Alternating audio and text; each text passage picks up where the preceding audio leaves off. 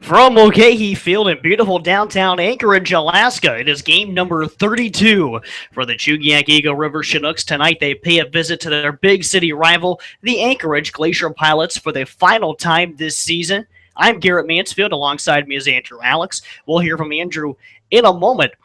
The Fish are looking to bounce back from a 9-4 loss to the Glacier Pilots last night as the final stretch of the season is now underway. This is the 10th meeting of the season between the Chinooks and the Glacier Pilots. Glacier Pilots holding a 5-win to 4 advantage in the series. These two teams will play two more times this season, and it'll be the first 2 days of the month of August to close out the 2015 ABL season. Oh, before we get too much farther, let's take a look at tonight's pitching matchup. For the Glacier Pilots, it's going to be right-hander Drew Jacobs from the University of San Diego. He sports a 1-1 record and an 0.33 earned run average. Over 27 innings, he has struck out 19 hitters.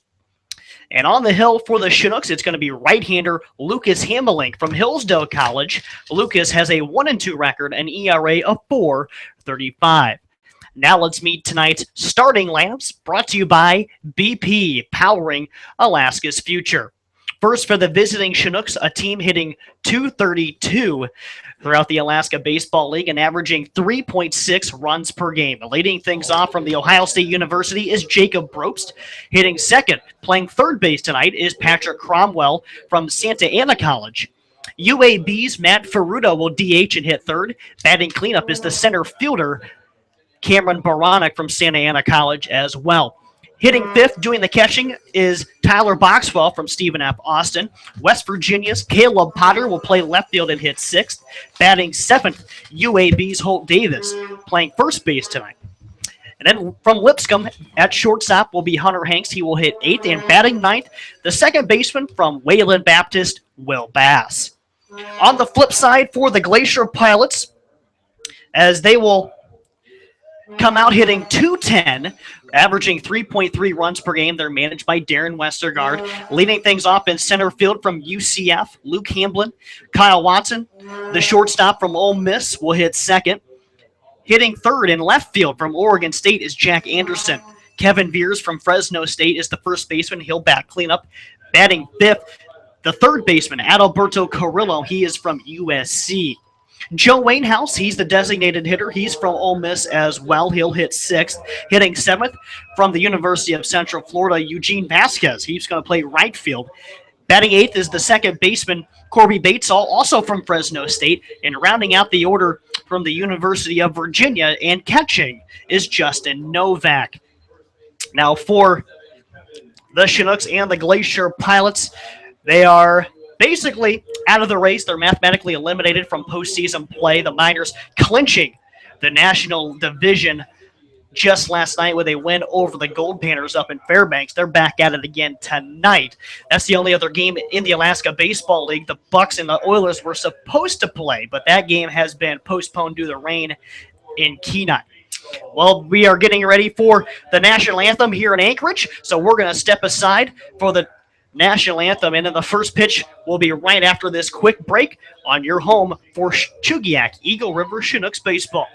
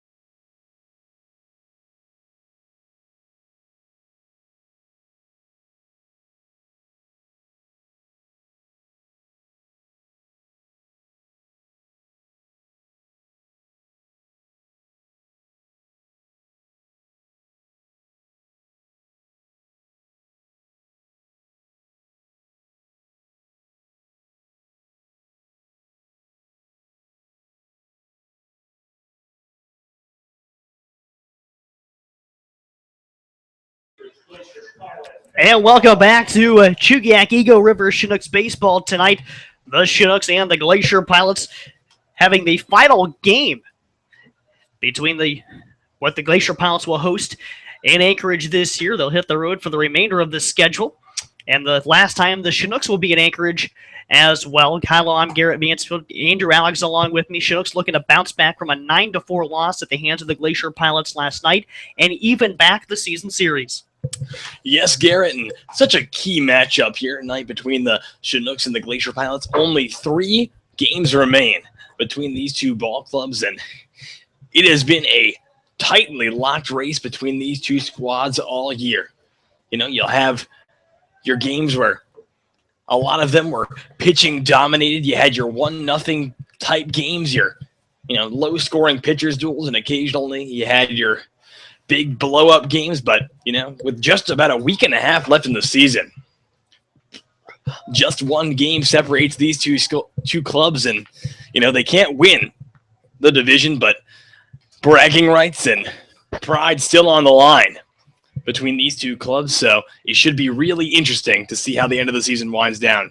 Drew Jacobs takes the baseball for the Glacier Pilots tonight. He has had tons of success against, just about everybody in this league. He's only allowed 1 earned run all season long, brings an 0.33 ERA into this one. And he'll face off against Jacob Ropes, Patrick Cromwell, and Matt Ferruto to lead off the ball game. Jacobs has a record of 1-1, attends the University of San Diego, and he'll work first base side of the rubber. He winds into his motion and delivers tonight's first pitch on the outside corner for strike 1 to Jacob Ropes. And we are underway here at 7:14, cloudy and 63 in Anchorage.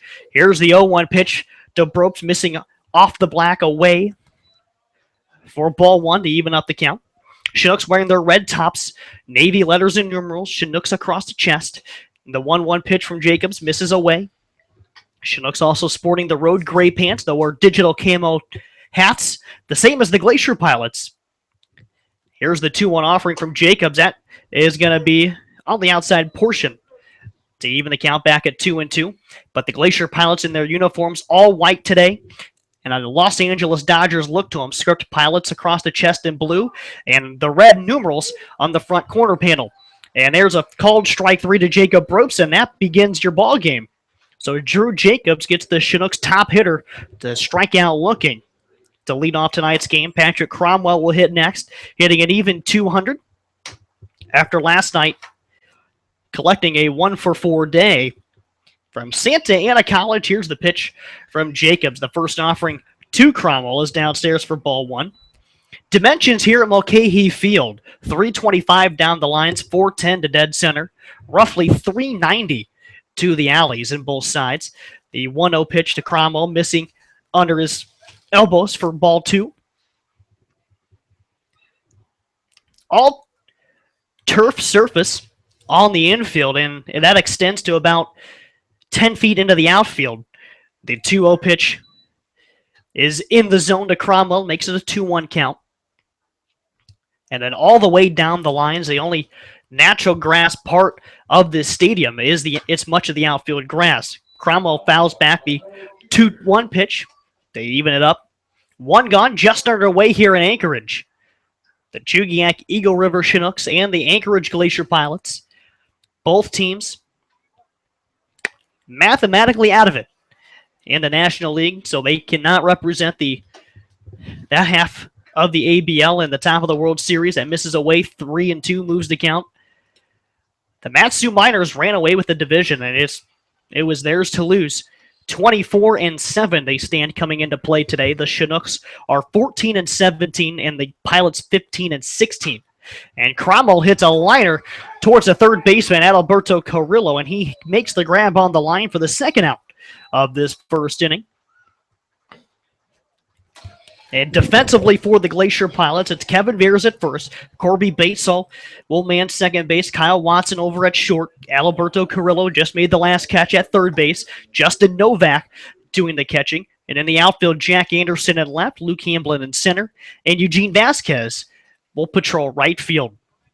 And Garrett, talk about a game of inches. You get an inch or two to the left side, and Cromwell's standing with maybe extra bases, but over at third base, Carrillo just getting his glove right place, right time, and ends up just, a fly out to the third baseman. Matt Ferrito takes first pitch strike from Drew Jacobs, and then he takes the second pitch to Corby Batesall, and he's not going to be able to control that one, as that's under his mitt, and Ferrito is aboard on an air. Like we said, it's a game of inches. This time, the first time the Chinooks getting the short end of the stick, and the baseball gods have their way of evening it out very quickly. That'll bring up Cameron Baranek, the center fielder for the Chinooks today. Hitting .277, leads the team with 18 runs scored. He did score 1 last night. Here's the first offering, and Baranek takes it off the inner half for ball 1 from Drew Jacobs. On the hill for the Glacier Pilots tonight. Just his second start of the season, however. And he won his first time he started against the Chinooks on July the 14th.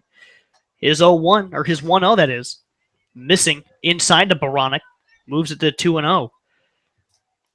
The one loss he took, he gave up just 1 earned run. That's the only run he's allowed all season. And that was against the Chinooks on July the 3rd. The 2-0 missing inside again to Baranek. And the count is 3-0 with 2 outs.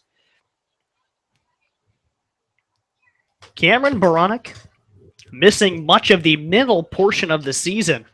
Missed 9 games to be exact. With a PCL injury. He takes a strike there, makes it a 3-1 count with Drew Jacobs. But Baranek kept working hard and was back in the lineup and cleared to play. Having a very strong summer. He grounds that ball to the right side of the infield. There is Batesall. He scoops it up and throws on to his teammate at Fresno State for the final out of the inning. And the Chinooks will go down quietly in the top of the first inning. They don't collect a run or a hit, but they do leave a runner on due to an error. So the Glacier Pilots will now come up to bat. They will send Luke Hamblin, Kyle Watson, and Jack Anderson, the first 3 hitters, against Lucas Hamelink from Hillsdale College, with a record of 1-2, a .435 earned run average. He has also struck out 19 hitters, the same as Drew Jacobs, but he has done so over 29 innings. This will be his 6th start of the summer. He faced the Glacier Pilots 3 times this season, and in those 3 times, all of them are starts. He went 5 innings without allowing a hit and picked up the victory on June the 14th. And then on June the 24th, he allowed a run on 7 hits and ended up getting a no decision spanning over 7 innings. And then his last start on July 14th, he gave up 4 runs on 7 hits, took the loss, and only lasted 3 innings. So he is really looking to bounce back and finish this season strong, and probably going to get at least 1 more start, if not 2, before the end of the year comes around. And Lucas, a teammate with Shane Armstrong at Hillsdale College in Hillsdale, Michigan. It's a Division II program out there. And he'll be a senior next year, one of the few guys on the Chinooks roster building towards a senior season. And his junior year, he was 3-6, went .544 in terms of his earned run average. Started 9 games, also completed 2 of them. But that's a school in the Great Lakes Intercollegiate Athletic Conference, the GLIAC, well, at least for now. In 2017, they'll move to the GMAC.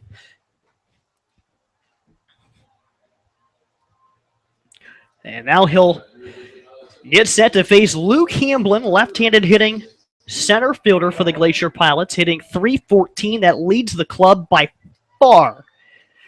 The Glacier Pilots really struggling hitting the baseball, but they do have the majority of their better hitters in the lineup today.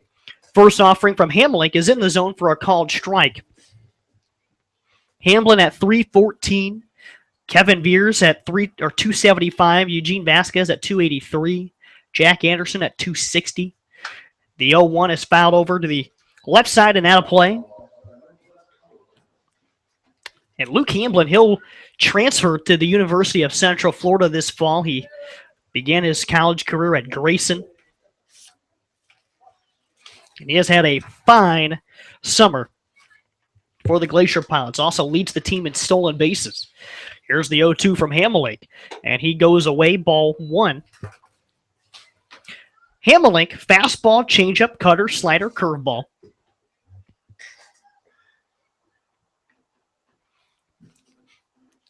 Winds up into his motion. Here's the 1-2 pitch, and that's grounded softly to the left side of the infield, but it'll be a seeing eye single into left for Luke Hamblin. And Hamblin continues to just get on base any way he can. He went 2 for 6 last night. And now Kyle Watson, he was 1 for 3, a couple of walks a night ago, hitting just 173, but he has 8 RBIs without any extra base hits. And he goes to Ole Miss. He hits from the right side against Hamelink, and just kind of shades of what the last start was for Lucas Hamelink. Didn't get hit very hard, just had baseballs here and there. And Watson turns on that one into left field. That's going to get by Caleb Potter and go to the wall. Hamblin is into third base, coming around third. He's going to try to score. The throw to the plate from Hanks is not going to be in time, and Hamblin is in there diving head first to score the first run of the ball game. Hamblin scoring all the way from first, and Watson is in the second with a double. And so, just as I said that, he collects his first extra base hit of the year. And Hamelink just left that one upstairs, and, you leave it up and over the plate against a guy like Kyle Watson, big D1 program shortstop, and he will punish you for it, and that's precisely what happened there. Jack Anderson, the left fielder for the Pilots, will stand in now. Hits 260. Breaking ball misses inside to Anderson from Hamelink. Anderson from Oregon State. Hitting from the left side. 1-0 is the count. He kicks in, delivers. That's grounded softly towards third. Cromwell has it in the hole, spins and throws to first for the first out of the inning. Advancing to third is the shortstop, Kyle Watson. So one gone for Kevin Veers now. Veers hitting 275, having a very good summer. His second campaign with the Glacier Pilots. 9 extra base hits. Last night, went 4 for 5 with 3 runs batted in. Pretty much the difference in the ball game. Here's the first offering from Hamelink, and Veers hits it high in the air and deep to left field. Potter racing back, reaches up, can't make the catch. Coming in and scoring is Watson. Into third, sliding is Kevin Veers with an RBI triple.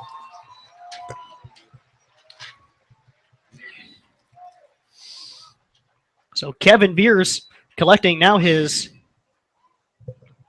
10th extra base hit of the season. Just his second triple. And now Alberto Carrillo,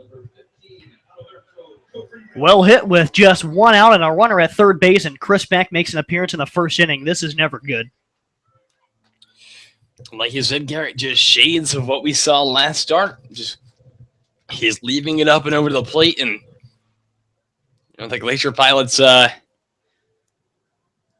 stupid.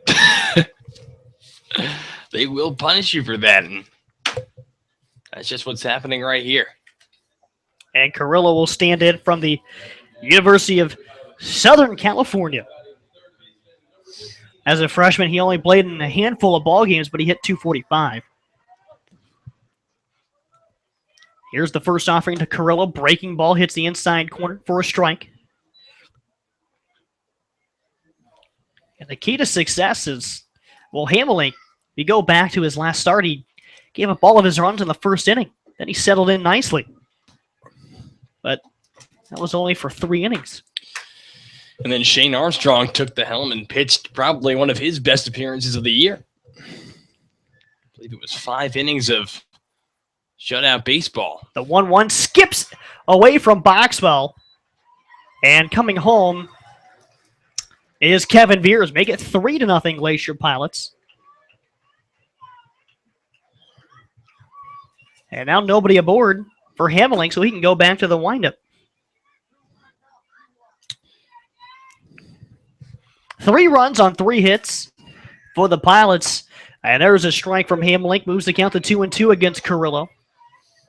Carrillo hitting just 186, but he was 1 for 3 last night. Here's the 2-2. And that's going to be in the dirt, blocked by Boxwell. Running the count full.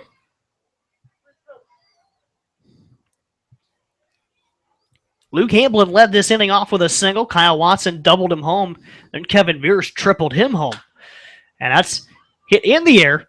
Right side, near foul ground, over his Holt Davis. Gives it a look, but it's in the third row. That'll be a foul ball. We stay full. Still 1 out. But now nobody aboard. And the Glacier Pilots with another early lead. Last night it was 1 in the first and second innings, and then 5 in the bottom of the fourth for the Pilots, and that was basically all they needed. Payoff pitch from Hamelink once again. Here it comes. And it's swung on a line over the head of the shortstop Hunter Hanks in the left field, a base hit. 4th hit of the inning so far against Hamelink, and he's yet to really get into a rhythm. Still no action in the Chinooks bullpen, but I see one Ted Williams Christie heading down to the bullpen, so he might be the messenger to get somebody going, because Hamelink won't last very long if he continues to get hit like this. First hit of the ball game by Hamblin was not hard hit at all. It really was just a location thing, but Watson and Veers and now Carrillo have laid into 3 other pitches that were right in their wheelhouse. Here's Joe Wainhouse. Had a solo home run in the second inning last night. He has 2 on the season now. Here's the 1-0, and Hamelink will check Carrillo over at first base. He gets back there sliding. Wainhouse from Ole Miss. 6'7", 250 pounds. A load. Swing and a miss at the 1-0. Was the runner-up to Chinooks left fielder Caleb Potter in the home derby on Sunday. Looks like a young Richie Sexton. A little thick to be Richie Sexton. Richie was a string bean. Here's maybe a Todd Walker. Here's the 1-1, and that's swung on laced in the right center field. That's going to get down and go all the way to the wall. Carrillo will probably score standing, and Wainhouse will pull into second base with a standing RBI double. 4-0 Glacier Pilots. It's like batting practice. And, it just seems like a eternity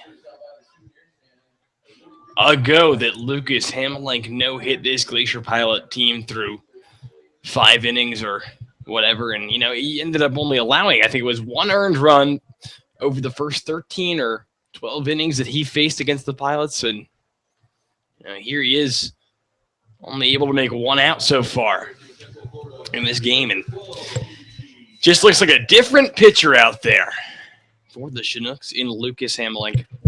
Well, several of his starts, he's just kind of been up and down. The start against the Oilers was a game the Fish should have won. He got no decision in that one, gave up just 2 runs. Delivers the first pitch to Vasquez outside. But a start against the Pilots, his first official one of the year, probably his best outing still by far. No hits, no runs, even though he walked 3.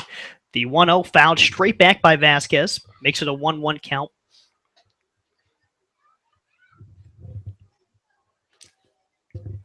It just has not been as consistent as we had hoped to see throughout his first couple starts of the year.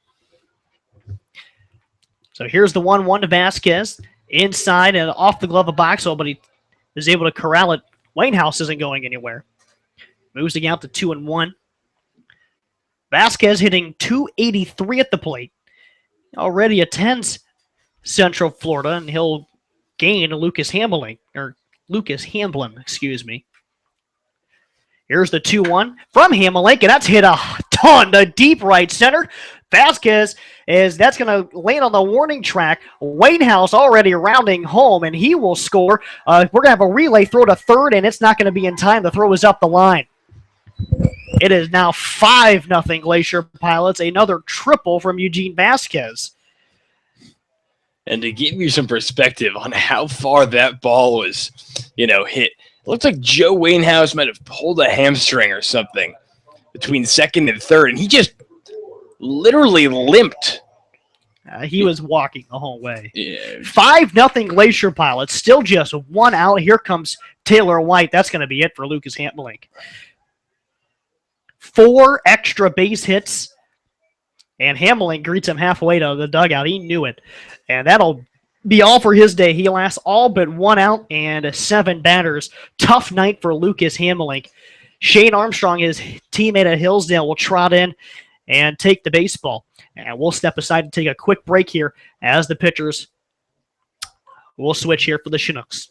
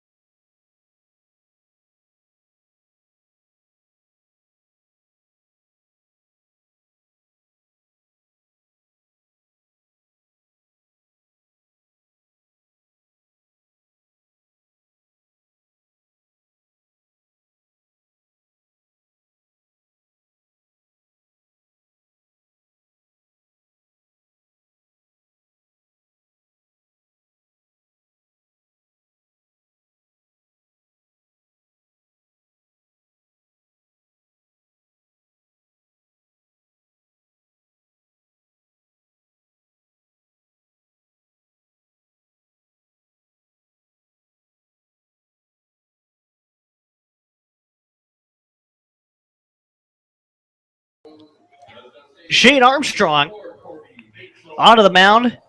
Still just 1 out in the bottom of this first inning. 5-0 Glacier Pilots. The only out was a ground out by Jack Anderson. And since then, 4 extra base hits off of Lucas Hamelink, has plated 5 runs, a 6th run already on base. But Armstrong begins the count 0-1, and then fires low for ball number 1. Corby Batesel hitting 175 and only 7 hits this summer, but playing second base today from Fresno. And that's outside to 2-1, moves the count. Facing Shane Armstrong. Armstrong on the year is 2-1, a 2.91 ERA, and hits the outside edge to go 2-2. Shane has walked 14, struck out 14. Over 21 plus innings this summer. And he gets Batesel to swing and miss for the second out of now the first inning. Chinooks sent 4 to the plate, got 1 man reach on an error in the first.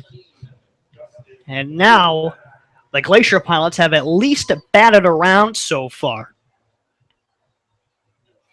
As Justin Novak, the number 9 hitter, will hit here with 2 outs in the bottom of inning number 1.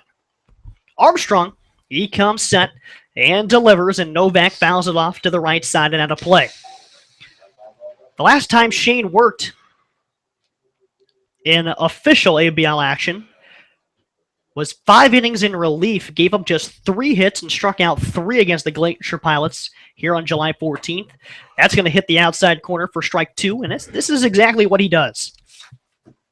He nails the zone, both sides, and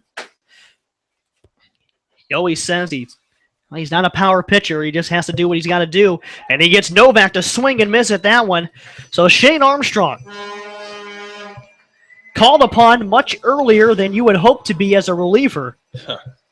No kidding. And leaves another run at third base, but the Glacier Pilots put up 5. The Chinooks with an uphill climb to go tonight. Keep tuned in as we have more Chinooks baseball around this break.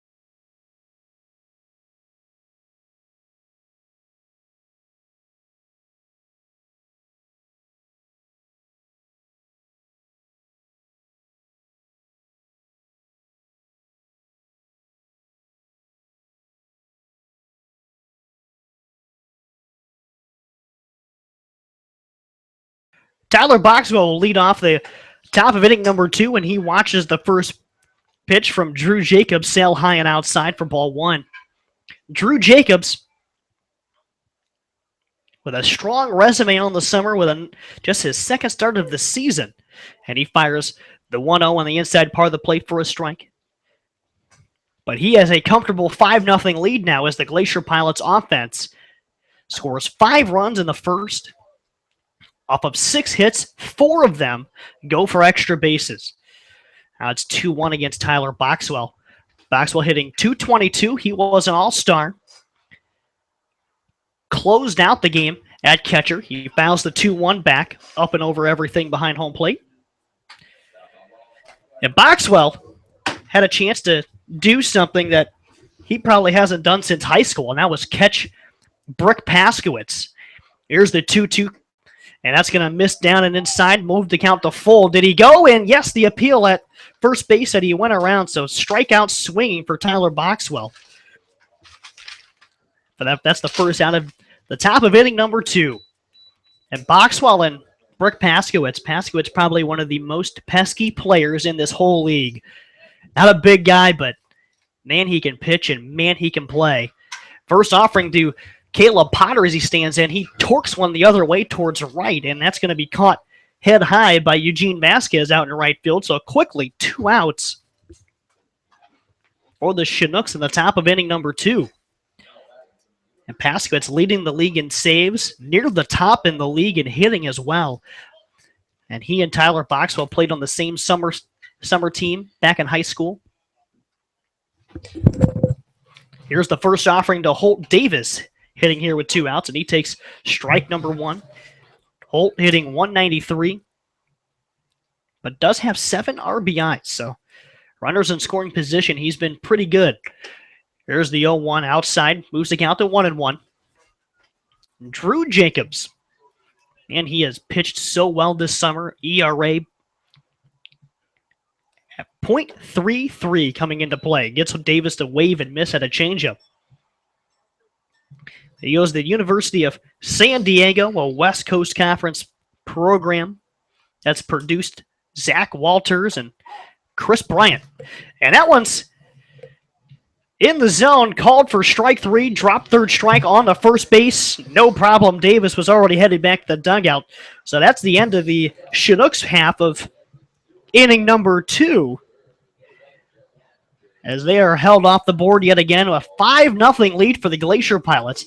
And now Shane Armstrong will head back out onto the field for now his second inning of work. Had the final 2 outs of the first inning, getting strikeouts of Corby Batesall and Justin Novak. But this is the final trip to Mulcahy Stadium this summer for the Chinooks, and 7 of the final 9 contests will all be at home. And then after today, the normal start times will be 6 o'clock games, outside of the 2 contests slated for Sunday afternoons at 4 p.m. And tomorrow night, the Chinooks will welcome the Glacier Pilots to Loretta French Park and Lee Jordan Field, as Jalapenos Mexican Restaurant of Eagle River is the official game sponsor. They're going to feed the Chinooks after the game. I know everyone's really looking forward to that. Unbelievably excited. Yeah, been looking forward to that one all summer long. And then also, as kind of a kickoff of these 6 p.m. games, Sunday afternoon, a 4 o'clock start with the Peninsula Oilers. That's Community Cares Night. So bring as many non-perishable food items as you can muster. And that'll go towards the Eagle River Food Pantry. And then the last Thursday of the season is going to be Fred Meyer Night. Fred Meyer going to sponsor the game with the Anchorage Bucks. The last time we'll see them. First offering of the inning from Shane Armstrong, misses downstairs to Luke Hamblin. He singled and scored to lead off the first. But Fred Meyer going to have all sorts of raffles and kids games as well, and be very excited to see what they can do, especially. I remember at Fred Meyer night at the Matsu Miners Park, Jackson Beck came home with a couple of prizes. Here's the 1-1. Hamblin rolls it softly towards first base. It's going to get wide of the bag. Moves the count to 1-2. So looking to equal success at Lee Jordan Field coming up in the next week. Last home games, all kind of shoved into the last 2 weeks of the season. Here's the 1-2 pitch, and Hamblin fouls one off at the plate. Boxwell can't hold on to the third strike, so it'll stay at 1-2. The Chinooks will see the Glacier Pilots tomorrow, and then 4 separate 2-game sets. I'll see the Miners for 2 at their place. Those will be the last 2 road games. And a slow roller to second base. Will Bass charges it, flips it to first, and Luke Hamblin is out number 1 in the bottom of inning number 2. So the second inning gets started much easier than the first. Glacier Pilots commanding 5-0 lead early on in this one. But after the Chinooks, we'll see the Miners over the weekend. They'll see the Peninsula Oilers come to town on Sunday and Monday for 2. Then the Bucks will come to town Wednesday and Thursday for 2. And then another off day. And then the Glacier Pilots on August 1st and 2nd. That's a Sunday and a Saturday and a Sunday to close out the season. First offering to Kyle Watson is in the zone from Shane Armstrong. Shane in his second summer with the Chinooks, already bettering his win-loss record from last season. And this is Watson, and he hits it in the air, shallow center. Coming in as Cameron Baranek. He puts it away for out number 2. Last summer, Shane was just 1-2. Also had a +5 ERA after working 44+ innings. Also had 34 strikeouts, so he's got some work to do if he wants to match that, but he is nowhere near the innings pitched. Here's the first offering to Jack Anderson. He rolls at the first base. Holt Davis takes on one hop, goes to the bag himself for the out. Shane Armstrong setting down the Glacier Pilots in order in the second inning. But the Glacier Pilots still lead 5-0 after their big explosion in the bottom of the first. We'll take a quick break, and the Chinooks will come back to bat in the third. You're listening to Chinooks Radio.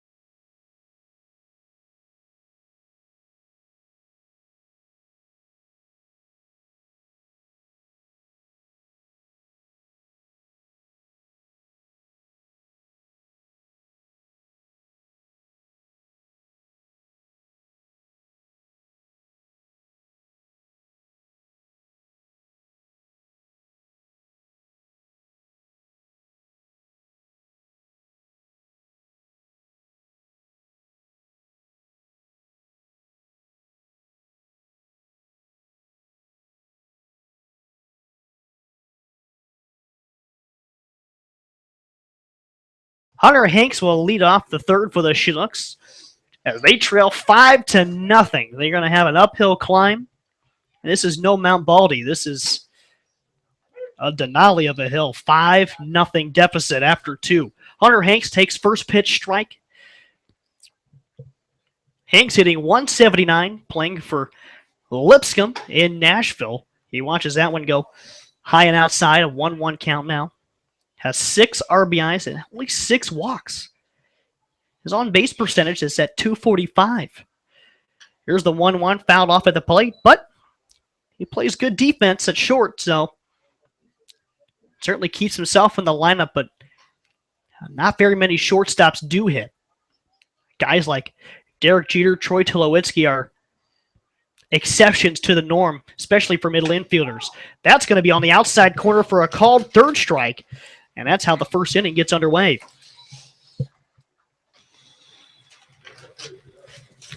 So now Will Bass will hit with 1 out on the top of the third, hitting 160, and he's got the same stat line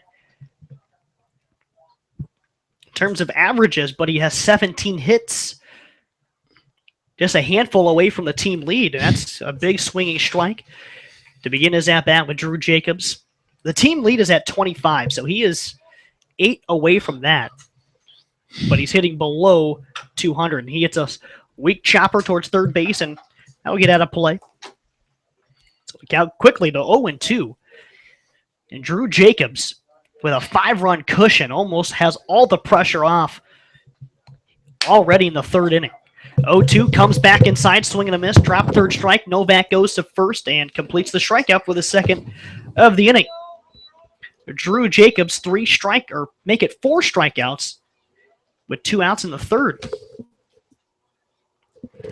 And now back to the top of the order. Jacob Ropes leads the team in hitting. He was an all-star this weekend, playing right field for the Fish tonight. Here's the first offering that's away from Drew Jacobs. Probably the first time we've seen him start ball 1 on anybody tonight. But Jacob Ropes stands back in at 1-0, watches this one away, 2-0.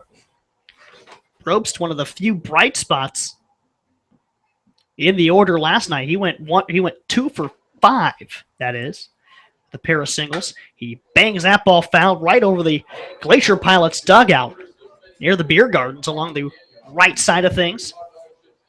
They're now 2-1, 2 down. And we're in the top of inning number 3. The Glacier Pilots thumping the Chinooks early on, 5-0. They got 6 hits in that first inning.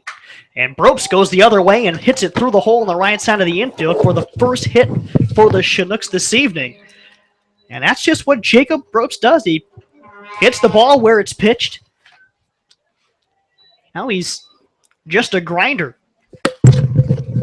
He's really been a picture of consistency throughout the Chinooks lineup over the past couple of weeks, and he's really coming into his own as a hitter this summer. It's been great to watch. Great to see a guy like that experience success. Some of the things he's talked about over the summer, especially with his experiences at Ohio State, that's outside ball 1 in his baseball career. Just 2 hits as a Buckeye in college, but leading his team this summer in hitting. Now 25 hits on his season. That's downstairs of Patrick Cromwell, 2-0. And Brobst, if anything, he has caught the attention of his coaching staff in Columbus to compete his senior year. 2-0 to Cromwell. Jacobs fires it high and wide, and Novak throws the ball back up the right field line. Brobst will be on his way to second base. It's 3-0 to Cromwell now. Justin Novak tried to go behind the runner at first, and Kevin Veers is not 6'6", so he would not have come up with that baseball. It's times like these when you need Richie Sexton. That's a guy that might have been able to at 6'9". Tallest baseball player? For a position player, right? Could be. Could very well be. John Roush Bounced John around. Roush, that He guy. was 6'11". New York Mets. That's outside corner for a strike. Spent some time with the Nationals, the Twins. I mean, I think Sexton might be the tallest position player because Could Roush be. was a pitcher. Could be. How tall was the big unit? 6'7"? 6'9"? You're talking Randy Johnson? Yeah. He was about 6'9". Here's the 3-1, and Cromwell yanks that one down the left side, but it'll go foul. Moves it to a full count with 2 outs, a runner in scoring position for the Chinooks, and this is one of those situations where you got to think that little by little, but with 2 outs and trying to rally, pretty tough to do. Here's the payoff pitch from Jacobs to Cromwell. That's outside ball 4. They'll put runners at first and second now for Matt Ferruto. Ferruto got aboard with an error by the shortstop Watson his first time up. And hitting here with 2 outs. Glacier Pilots leading 5-0. And if anything hit in the alleys and the speedy Cromwell, he might be able to score from first base. But going to take some discipline from Ferruto, and that's one thing he does at the plate. Practices every single time. Ferruto from UAB, a native of Birmingham as well. Here's the first pitch to him. That's going to be a soft liner into center field, and right there is Luke Hamblin playing a Little League center field, making the catch. That retires the side for the Chinooks in the top of the 3rd. And now Shane Armstrong will be faced with Kevin Beers, Adalberto Carrillo, and Joe Wainhouse of the Glacier Pilots in the bottom of this inning. But with that, we want to take this time and remind you all about the Chinooks Online. It's a tremendous tool. It's really an advantage of the 21st century the internet that we take for granted. It is really just a great thing. Just a reminder that you can keep in touch with the Chinooks all season long online. Visit the team's official website, cerchinooks.com, for everything Chinooks, including the team's schedule, their roster, photos, history of athletes in action baseball in Alaska. And if you're on Facebook, give the Chugiak Eagle River Chinooks a like. You can also follow the team on Twitter, probably the fastest medium of information on the web. The Chinooks are on Twitter at CER Chinooks. And also this year, live for our broadcast video stream.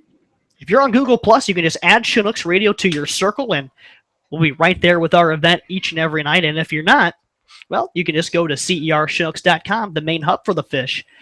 Click on that Nooks Nation page at the bottom right corner. It goes right to our YouTube channel where we're broadcasted each and every night of the season. And now we move on to the bottom of inning number 3. Kevin Beers will lead things off. He had an RBI triple his last time up off of Lucas Hamelick. First offering from Shane Armstrong is low and inside, ball 1. That was just for the second run of the ball game. Beers ended up scoring on a passed ball. And he hits this one high in the air to left, but not very deep for Caleb Potter not to take care of, and he makes the catch in front of the warning track. First out of the inning goes down to Kevin Beers.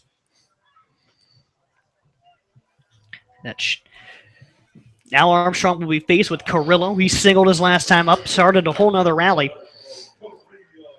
And Carrillo from USC, the university that has produced more major league talent than any other Division I program in America.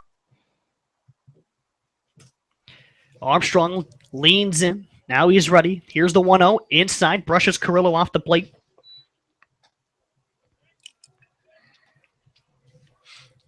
Armstrong just got a little bit more schooling to do at Hillsdale, and he'll graduate in the winter. There's a strike, makes it 2-1. But his baseball career will all but end after he completes his time with the Chinooks. Here's his 2-1, and Carrillo weak up the middle, off the mound, and into the glove of Will Bassett. He makes a fantastic athletic play heading for the middle of the diamond and throws out Carrillo on the run. The stuff that Will Bass can do over at second base will never cease to amaze me. Probably one of the most solid defensive players all around on the infield. at all three positions that you will see from a guy that plays at the NAIA level. Here's the first offering to Joe Wainhouse downstairs for ball one. We saw another one last summer with John Papadix, and all he's doing now is just playing minor league baseball. That's the dream. Wainhouse hits a high drive to left center. Going back is Baranek on the track. Looking up, it's off the ConocoPhillips sign in left center. And Wainhouse in with his second double of the night. And Joe Wainhouse got a little bit of a tear. Having a nice week.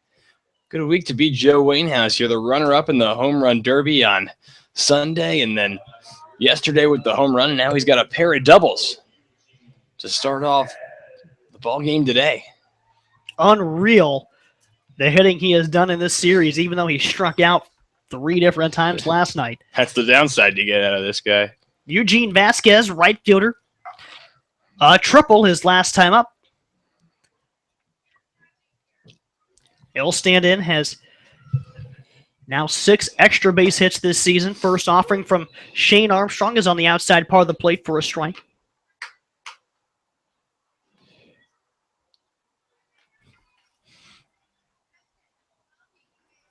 That triple was to right center and brought home Wainhouse walking.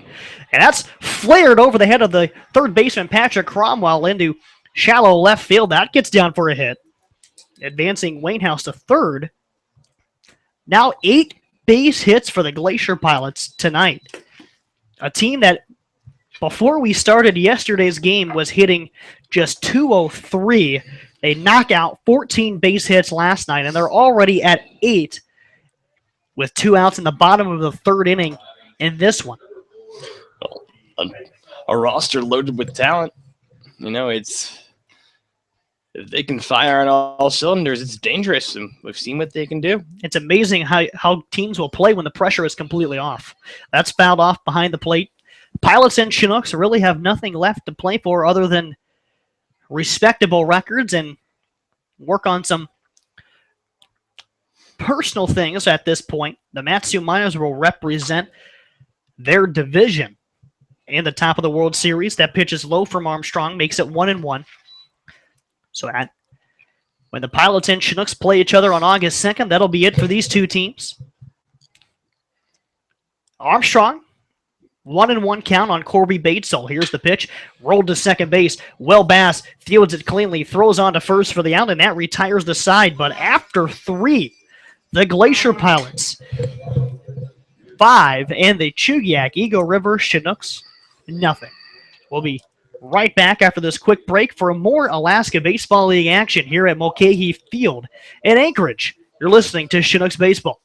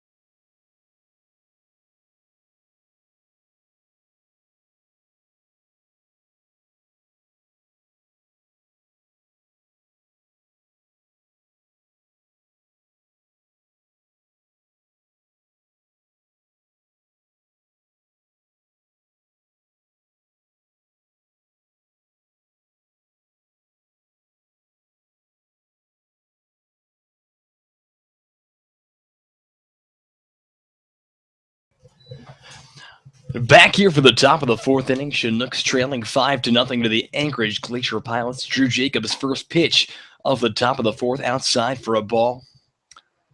Cam Baranek, Tyler Boxwell, Caleb Potter slotted to come up to the plate for the Chinooks this inning. And Baranek rips that one into the center field gap going towards right. And Baranik's going to try to go for two. The throw to second will be high and not in time. So Cam Baranik hustles for a double, a rip shot into right center field. And now the Chinooks with a man in scoring position, just their second hit of the day.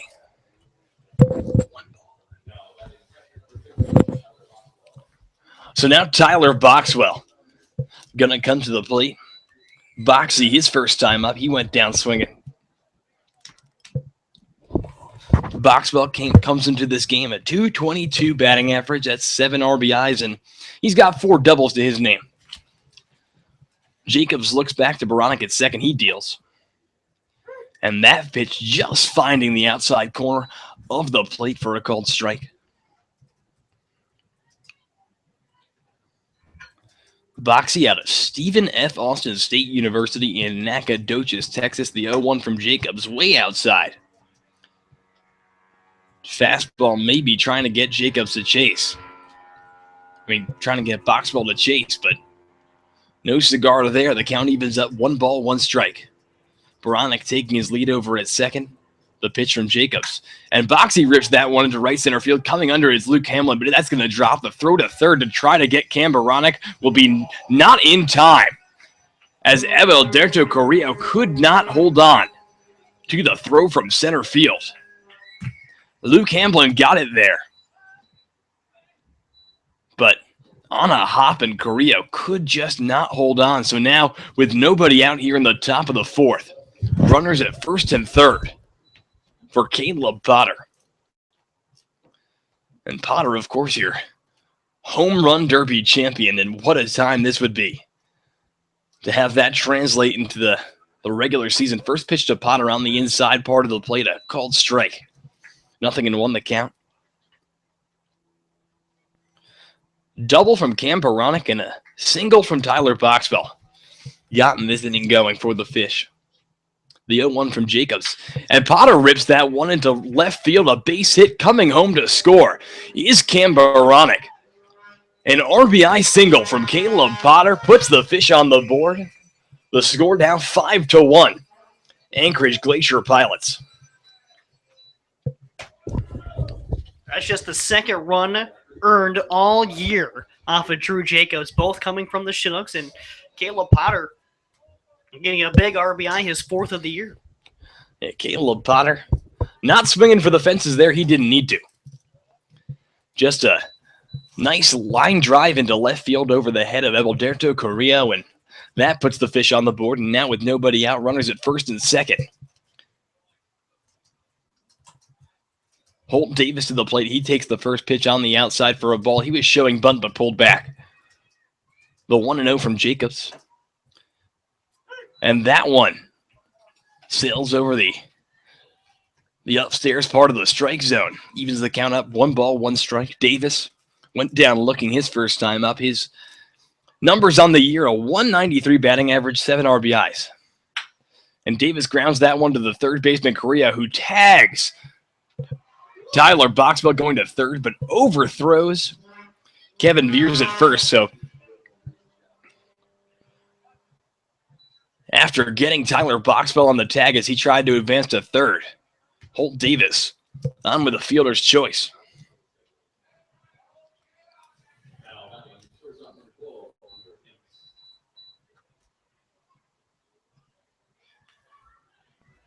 So now Hunter Hanks to the plate.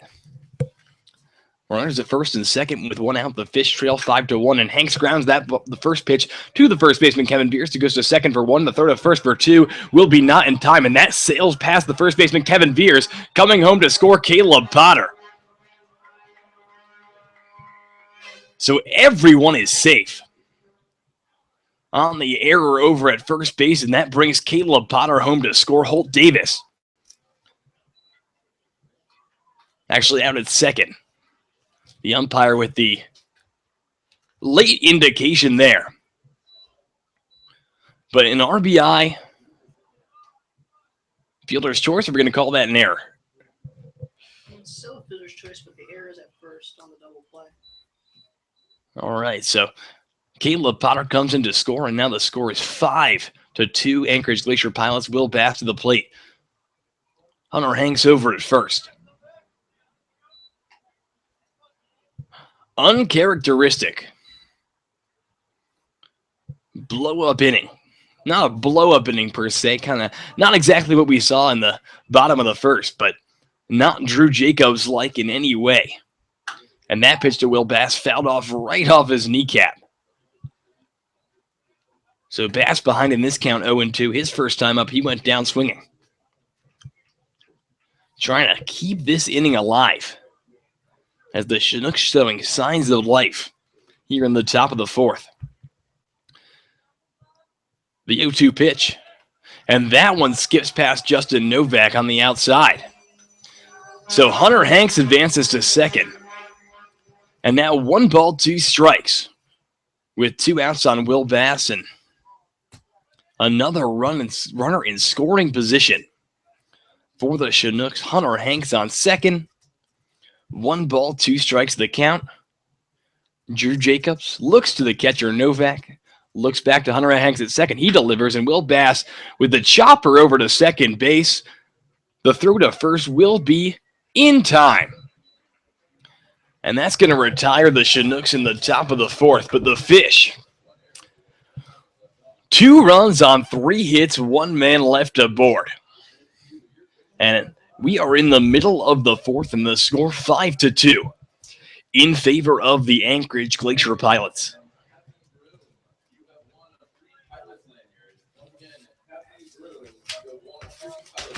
So the Chinooks not going to go down easy tonight.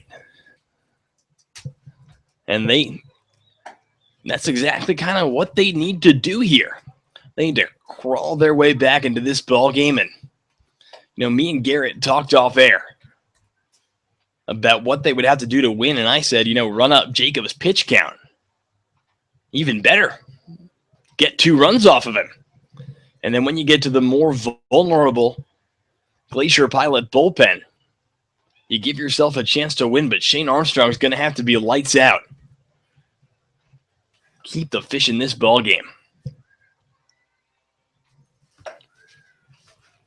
To recap the action so far, the Anchorage Glacier Pilots got 5 runs off Lucas Hamelink. He only recorded 1 out in this ball game. But Shane Armstrong came in, made the final 2 outs of the first, sent him down 1-2-3 in the second and in the third. Retired the first 2, let up a pair of hits, but got out unscathed. And we're going to head into the bottom of the 4th inning, 5-2 Glacier Pilots, and Justin Novak up to face Shane Armstrong. First pitch from Armstrong, a curveball in there for a called strike 1.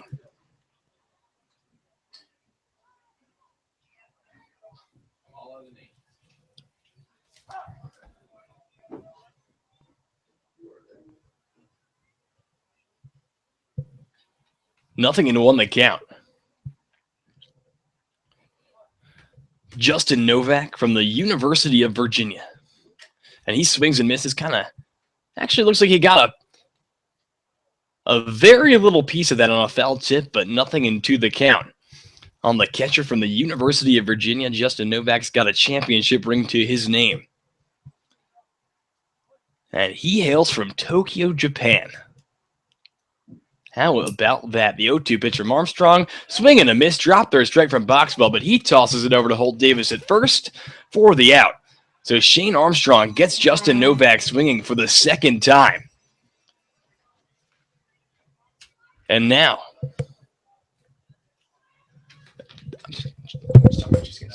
and his 3rd strikeout of the day, 2nd against Novak, and now Luke Hamblin to the plate. Hamblin on the day, 1 for 2. He singled to start off this ball game.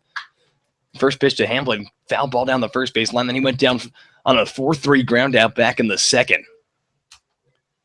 So he's 0 for 1 against Armstrong on the day. Hamblin, an all-star starter for the National Division side, and his line of work has been very impressive as he rips a line drive into right field for a base hit, his 2nd of the day. And now the Pilots have a man on first with 1 out here in the bottom of the 4th inning. Now we're going to see Kyle Watson. Watson, the shortstop out of the University of Mississippi. That's Ole Miss, and just finishing up his freshman year there.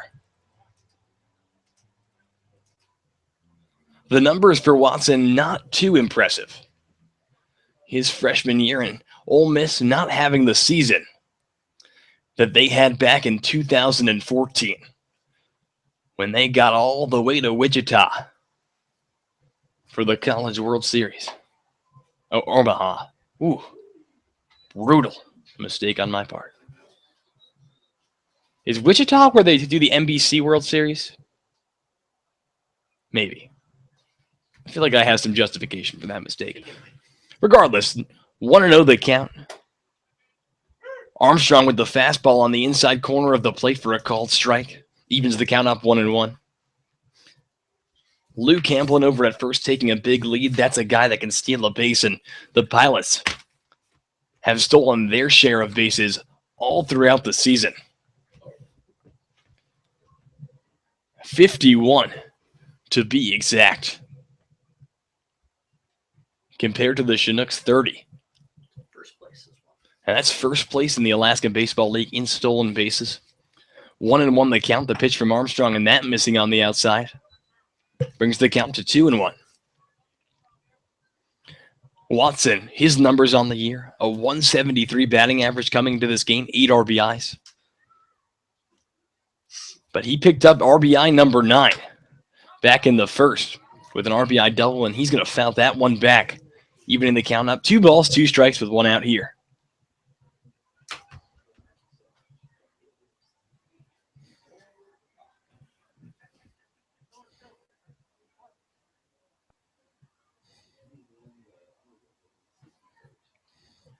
Two and two the count, the pitch, and that's grounded weakly back to Armstrong. He's going to go to second on the bounce in time.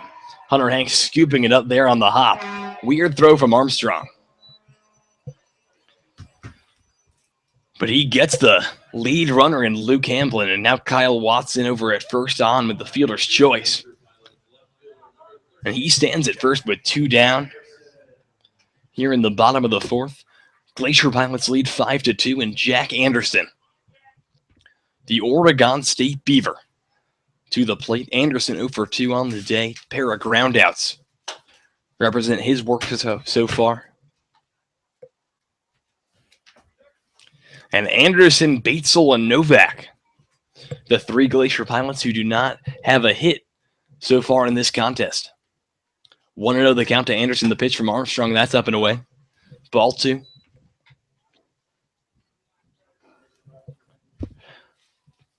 Shane Armstrong from Marysville, Michigan. The 2-0.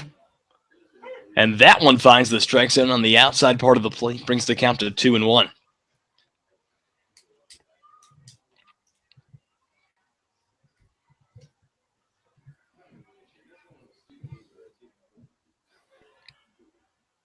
A pickoff move from Armstrong.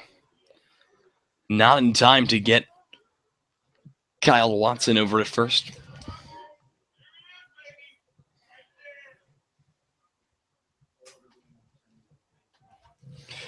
Two balls, 1 strike, 2 down here, bottom of the 4th inning.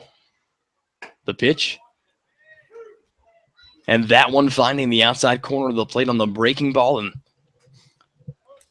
make no mistakes, the home plate umpire has been calling that every single time so far this game, so the count even at 2-2. The pitch from Armstrong, and that's just fouled off into the screen towards the Chinook dugout. So the count stays 2-2. And Watson had a jump over there at first.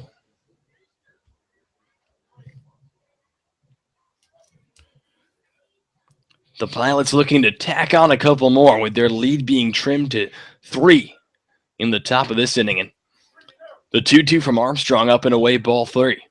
The count goes full, so the runners are going to go. Or the runner, Kyle Watson's going to go. And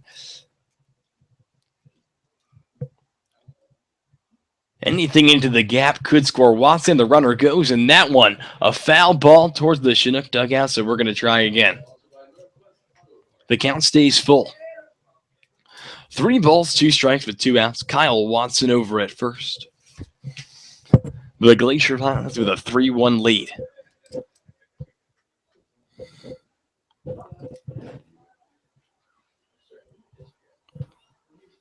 The 3-2. And that's grounded foul down the first base line. So Jack Anderson, if nothing else, staying alive and working Shane Armstrong's pitch count. Armstrong about 46, 47 pitches in. The 3-2 again. And that one's grounded once again foul down the first base line. Armstrong looking a little bit frustrated, trying to get himself out of this one. Some of these outs have come easier than others. When Shane first came in this, he struck out Batesole and Novak, and it almost looked effortless.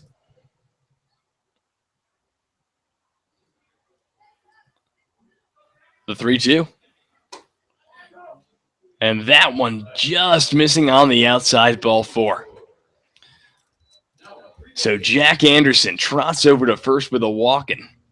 And now, with 2 outs, it's runners in first and second for Kevin Veers.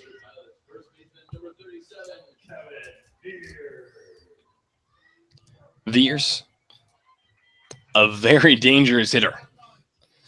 And of all the guys on the Glacier Pilot roster that you'd want to face in this situation, Veers is probably the last. But first pitch from Kevin Veers fouled. Back behind the plate, Veers playing in his second season now with the Glacier Pilots. He's made the All-Star team both times.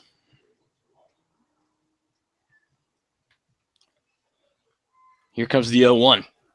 And that one's grounded to Will Bass over at second. He's going to just toss it over weakly to first. Holt Davis makes the grab for out number 3. So the Glacier Pilots threaten yet again, but after 4. The score, 5-2 in favor of the Glacier Pilots. We're going to be right back for the 5th inning. Don't go anywhere. You are listening to Chinooks Radio.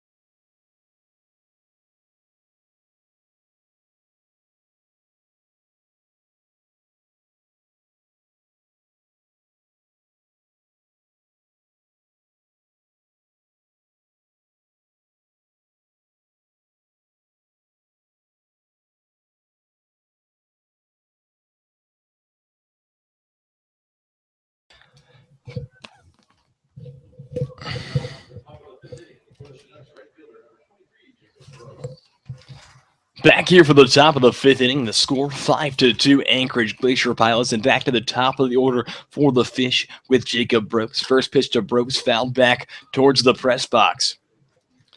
So 0-1 the count. Brooks on the day, he's 1 for 2. Went down looking his first time up, singled. Back in the 3rd. The 0-1. And fastball finds the inside corner of the plate for a called strike. So Brooks falling behind 0-2 in this count. Jacobs sets, delivers, and that one's way upstairs. Brings the count to 1-2. Brooks came into this game a .324 mark on the year, 4 RBIs, 4 steals, and he scored 13 times for the Fish. And that pitch on the inside, just holding up his check swing there, even in the count 2-2.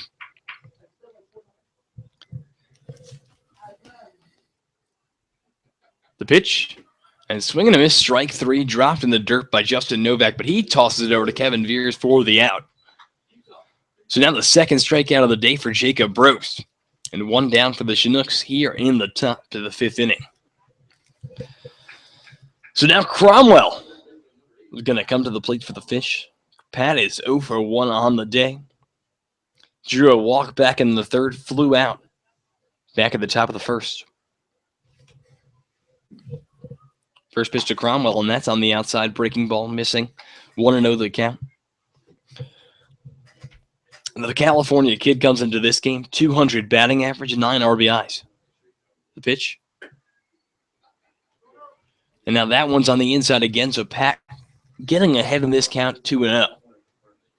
Against Drew Jacobs, a guy that had only allowed 1 earned run all year. He's allowed another one here tonight. As that one missing on the outside. Just getting out of the glove of Novak. So now 3-0. The count to Patrick Cromwell. And Pat's drawn his fair share of walks. And he'll draw another one there. His second base on balls of the day. So now Pat Cromwell stands at first, the California kid. Trotting over to first with the walk, and now with a man on first and 1 out, it's Matt Ferrudo. Ferrudo's 0 for 2 on the day. He got on with an error in the first and flew out to center back in the third. First pitch for Ferrudo, and that one's upstairs. Missing for a ball. And Ferrudo, if he goes back to the same spot he did in the third inning, if he goes back up to center, he could hit a ball to straightaway center field and probably hit it to the wall because the center fielder Hamblin is playing so far over towards right center. Essentially playing not center field anymore. Just an embarrassing, not really embarrassing, it's just a kind of a disrespectful shift the other way. So 2-0 the count to Matt Ferrudo. The pitch. And that one finding the zone. The up and away part of the strike zone. Brings the count to 2-1. Ferrudo came into this game with a 276 mark. 14 RBIs. The pitch. And Ferrudo lifting that one into right center field. And ultimately the shift doesn't end up looking that bad as Ferrudo puts the ball right where they expected him to. And now 2 away for the Fish here in the top of the fifth. It's going to bring up Cam Baranek. Baranek has reached base in every single Alaska Baseball League game he's played this year. I'll keep saying that until it's not true anymore. And it stays true today as he doubled back in the fourth, ended up coming around to score his 19th run of the year. First pitch, a called strike to Cam Baranek. Cam Baranek, a guy who we might see in the minor leagues pretty soon. As he takes outside there, evens the count up. 1 ball, 1 strike. Originally signed with Cal Irvine, but some complications got in the way, which brought him to Santa Ana, where he has flourished. Hitting above 500 out there in the California Community College League. And Santa Ana school that has produced its fair share of major league talent. Names that include Heath Bell and C.J. Wilson.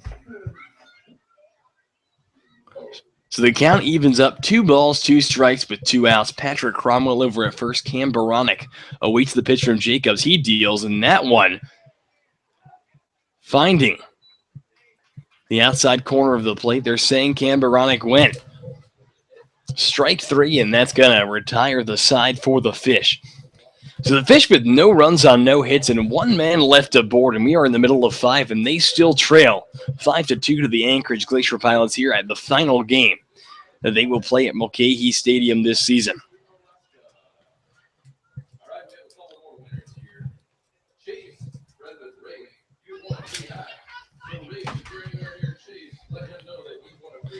So let's check out the out-of-town scoreboard. And only one game in the Alaska Baseball League being played other than the action going on here. And the Matsu Miners and the Alaska Gold Panthers of Fairbanks are deadlocked at 3 in the bottom of the 5th inning at Groudon Memorial Park, way up north in Fairbanks. Of course, the Matsu Miners, as some of you may recall, clinching the National Division last night, and brings up some questions of, are they going to be going full force for the rest of the season? And I doubt it. I think it'll be a 10-game stretch where, not as if they won't be trying, but they'll be definitely giving some guys like Jed Fag more opportunities at the plate. And hopefully, the Chinooks can pick up another win against those guys. They only have 2, and I guess they're 2-9 maybe in Alaska Baseball League play. That's just a rough estimate. Both of those wins coming when they had their ace on the mound, Connor Menez. Of course, Braxton Wilkes also a serious contender for the title of ace. Not a bad problem to have. But we head into the bottom of the 5th inning of action here, and Alberto Carrillo to start things off against Shane Armstrong, who has pitched 3 2/3 innings so far. In first pitch from Armstrong in the zone for a strike. Carrillo from the University of Southern California fouls that one off first baseline.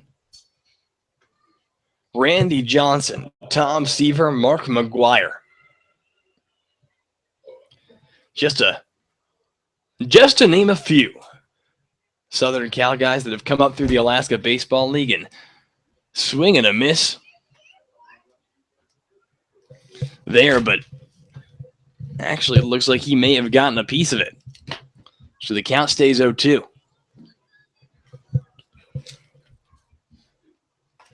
On Carrillo, the pitch from Armstrong, and that's grounded up the middle past Will Bass over a second, a base hit for Alberto Carrillo and the Glacier Pilots with the leadoff man aboard here in the bottom of the 5th inning, and they still lead 5-2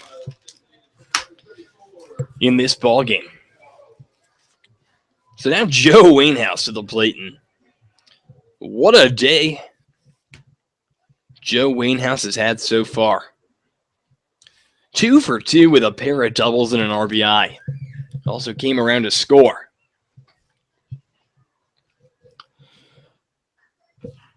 Stands at 6'7".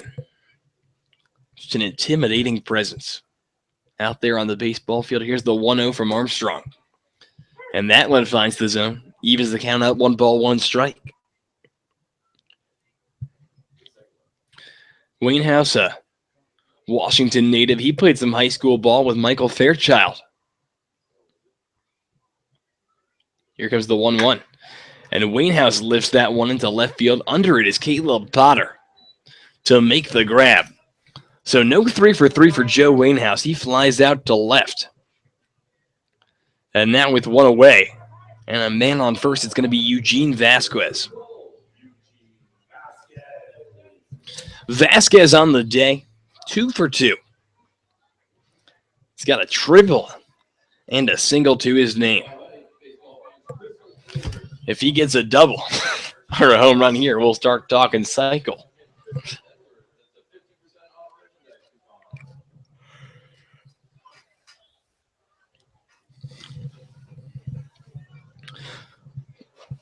So the lefty Vasquez steps into the box, and Armstrong, the first pitch, and that one missing on the outside, ball 1. Shane Armstrong playing his 4th season of Athletes in Action Baseball. And he misses there 2-0. But how impressive is that? 2 years in Ohio with the Xenia Scouts and now finishing up his second year in Alaska with the Chinooks. Just a staple of the AIA program. And that pitch from Armstrong fouled down the first base line. It's going to bring the count to 2-1.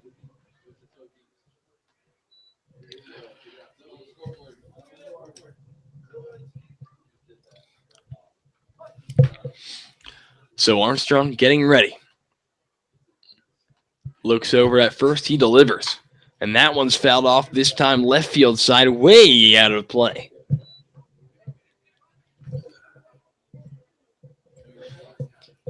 So now the count evens up. 2 balls, 2 strikes with 1 out here in the bottom of the 5th.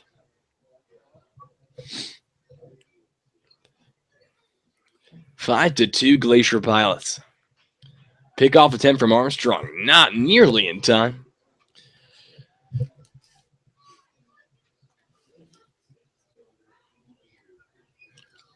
Holt Davis didn't even look like he was necessarily ready for that throw over.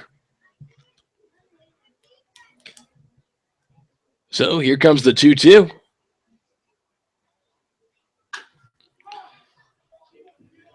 And that one's fouled again by Vasquez.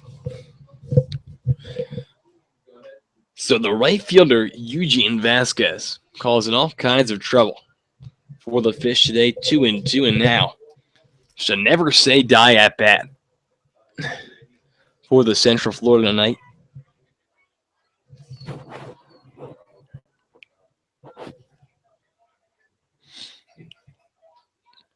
The 2-2 pitch.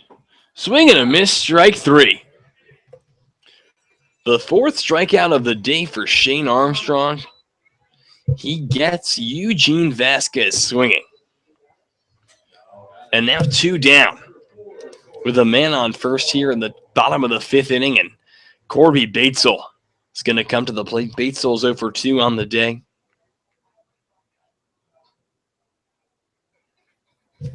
Strikeout, ground out represents the line for Batesel. Another guy from Fresno State University. He swings and misses at the first pitch, so 0-1 the count. Alberto Carrillo led things off with a single. But Shane Armstrong retiring the next 2, trying to put up another scoreless spot for the Fish. And now the count's 0-2 on the second baseman, Corby Batesel. Sounds like Kirby, kind of. 0-2.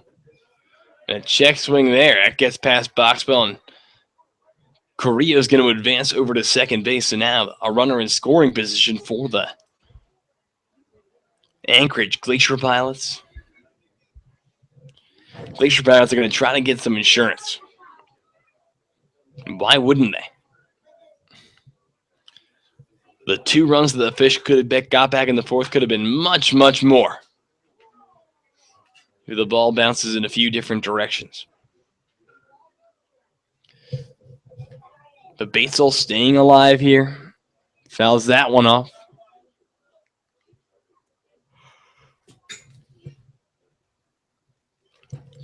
The pitch from Armstrong, breaking ball in the dirt. That's going to even the count up. 2 balls, 2 strikes.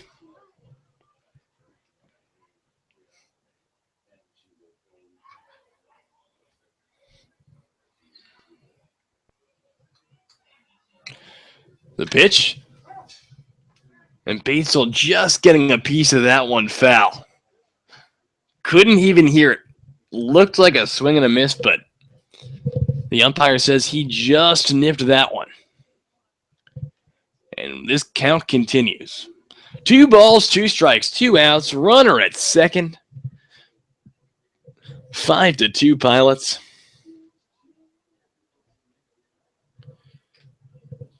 Shane Armstrong trying to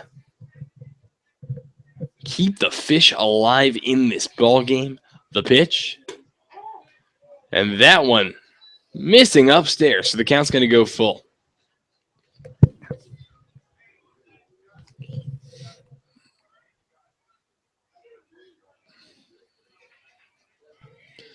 The full count. And that one on the outside skips by Boxwell, trotting over to first. He's Corby Batesall with a walk, and Carrillo's going to advance to third on the error. So now runners at first and third with 2 outs. And the batter is going to be Justin Novak. Novak, the University of Virginia Cavalier. But Chris Beck's going to trot out to the mound and have a quick chat with Armstrong.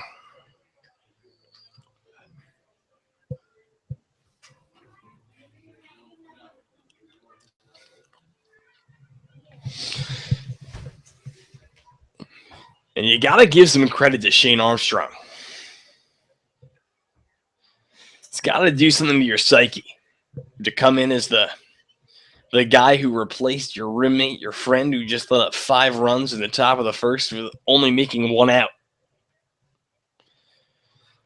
But Shane, as he does, staying calm, cool, and collected.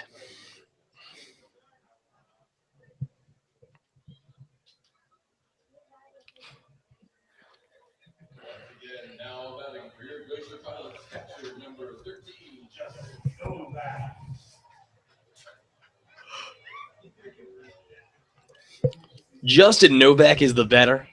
Novak has gone down swinging 2 times in the hands of Shane Armstrong today. First pitch to Novak, and that's a big swing and a miss there. Novak from the University of Virginia, the 2015 national champions.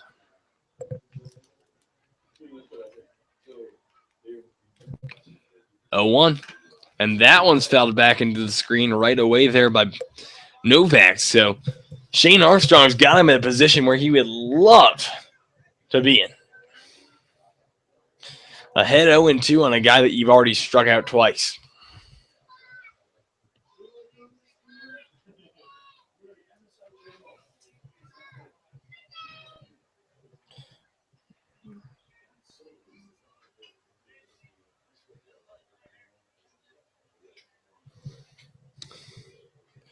Here comes the 0-2 from Shane Armstrong, the pitch.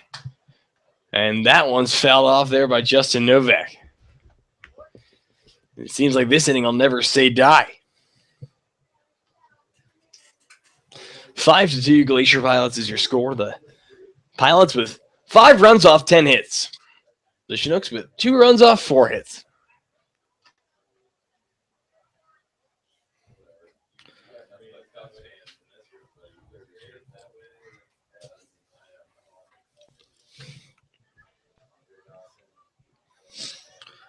So the 0-2 coming here from Shane Armstrong.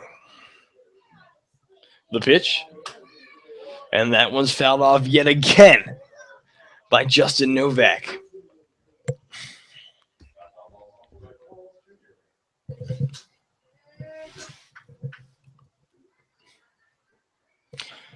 So no balls, 2 strikes with 2 outs here. The Fish trail 5-2 to the Pilots. Here comes the pitch from Armstrong. He deals. And that one finding the outside corner of the plate. A called strike 3, side retired. He gets Justin Novak to strike out for the 3rd time in as many plate appearances. So we have played 5 innings of baseball. And the score, 5-2 in favor of the Anchorage Glacier Pilots. Do not go anywhere. You are listening to Chinooks Radio.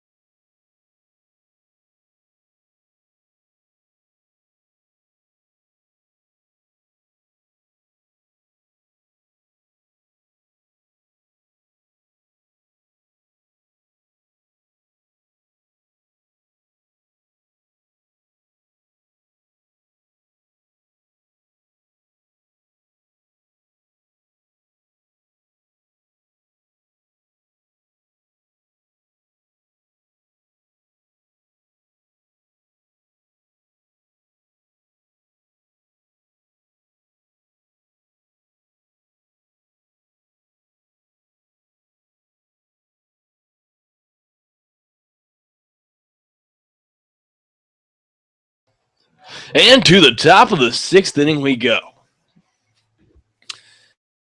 Here at Mulcahy Stadium in beautiful downtown Anchorage, Alaska.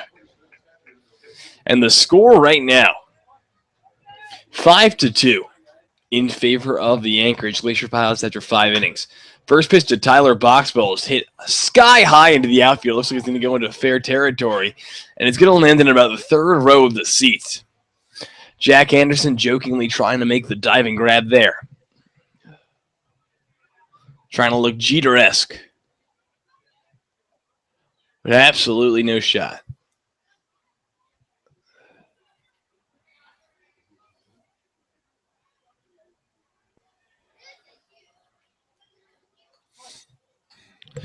So 0-1 the count. The pitch. And that one's on the inside. Evens the count up. 1 ball, 1 strike. Boxwell introduced me to his high school friend Brick Paskowitz the other day as he takes outside part of the plate, a call strike 2. Brick's a nice guy. I feel like I've been demonizing him a little bit in my head. Making him out to be a bad person because he's a good baseball player. And that pitch to Boxwell taken on the inside evens the count up 2-2.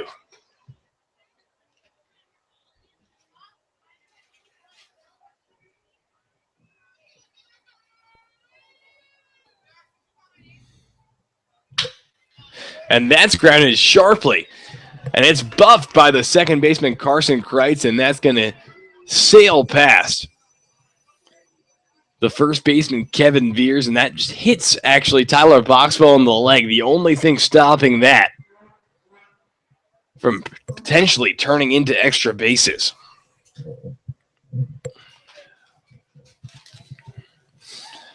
So the Chinooks get the leadoff man aboard here in the top of the 6th inning. And now Caleb Potter comes to the plate. Potter 1 for 2. He's flown out to right. And an RBI single back in the 4th.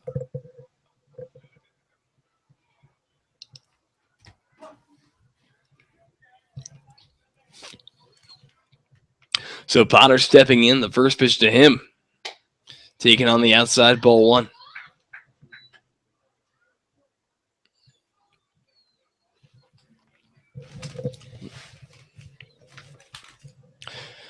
One ball, no strikes to count. The pitch coming here.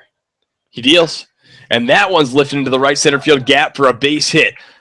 Turning first and going to second is Tyler Boxwell, and he's going to have 3 bases. Oh, no, he's holding up at 2. So a stand-up double for Matt Ferruda. That's going to be his.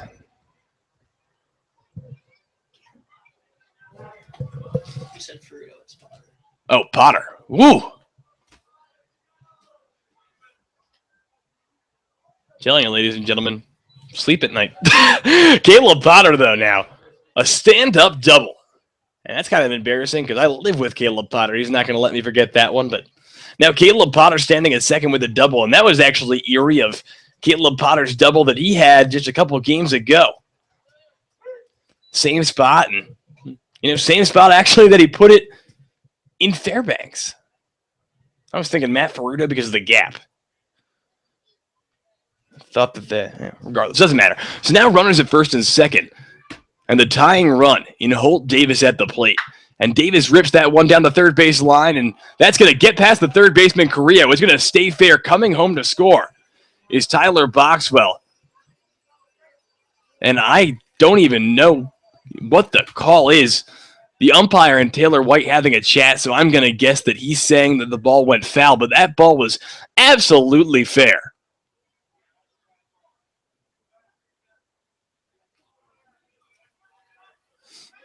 And the umpire's convening over at the plate.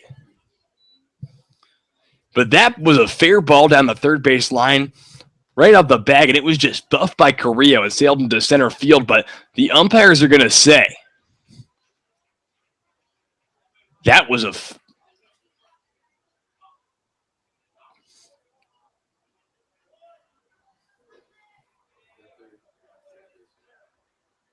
foul ball?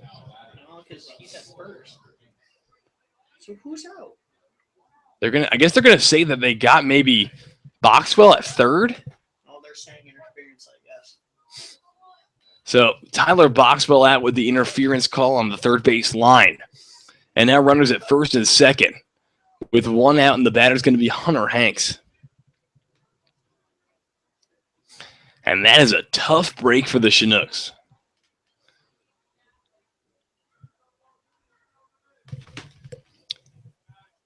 Hanks is 0 for 1 on the day. And he's going to ground that one to the second baseman, who gets the force at second, but not enough time to make the relay over to first. So Hunter Hanks is on with the fielder's choice. And now first and third with 2 outs. And the Chinooks are going to look for some 2-out magic from Will Bass. And Taylor White's going to have a chat over at second base. I guess he thinks that the shortstop, Watson, never touched the bag.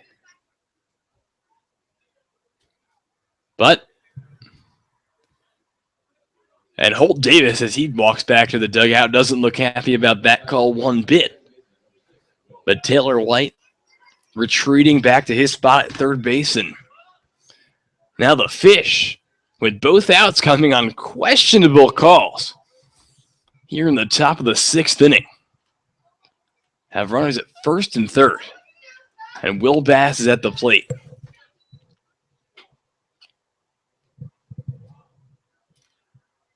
And Will Bass, not the best batting average on the team. He came in batting 160, but he has been a spark plug when needed on various occasions. And that would be a really good time, because put it in the right spot here with 2 outs, and this could be a 1-run ball game. And Bass grounds that one right to the second baseman, who throws it over to first for the out. So that's going to retire the side. The Fish threaten big time, but cannot come up with anything in the top of the 6th inning. And that's going to come down to some questionable calls.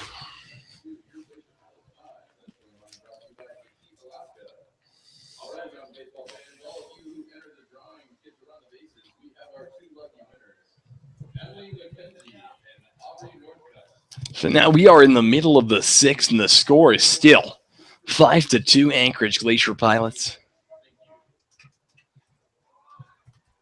But the Fish are not going down easy here tonight by any means.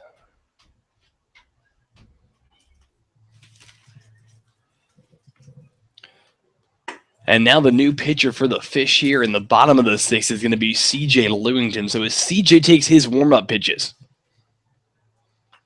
we are going to step off for just a second, but don't go anywhere. You are listening to Chinooks Radio.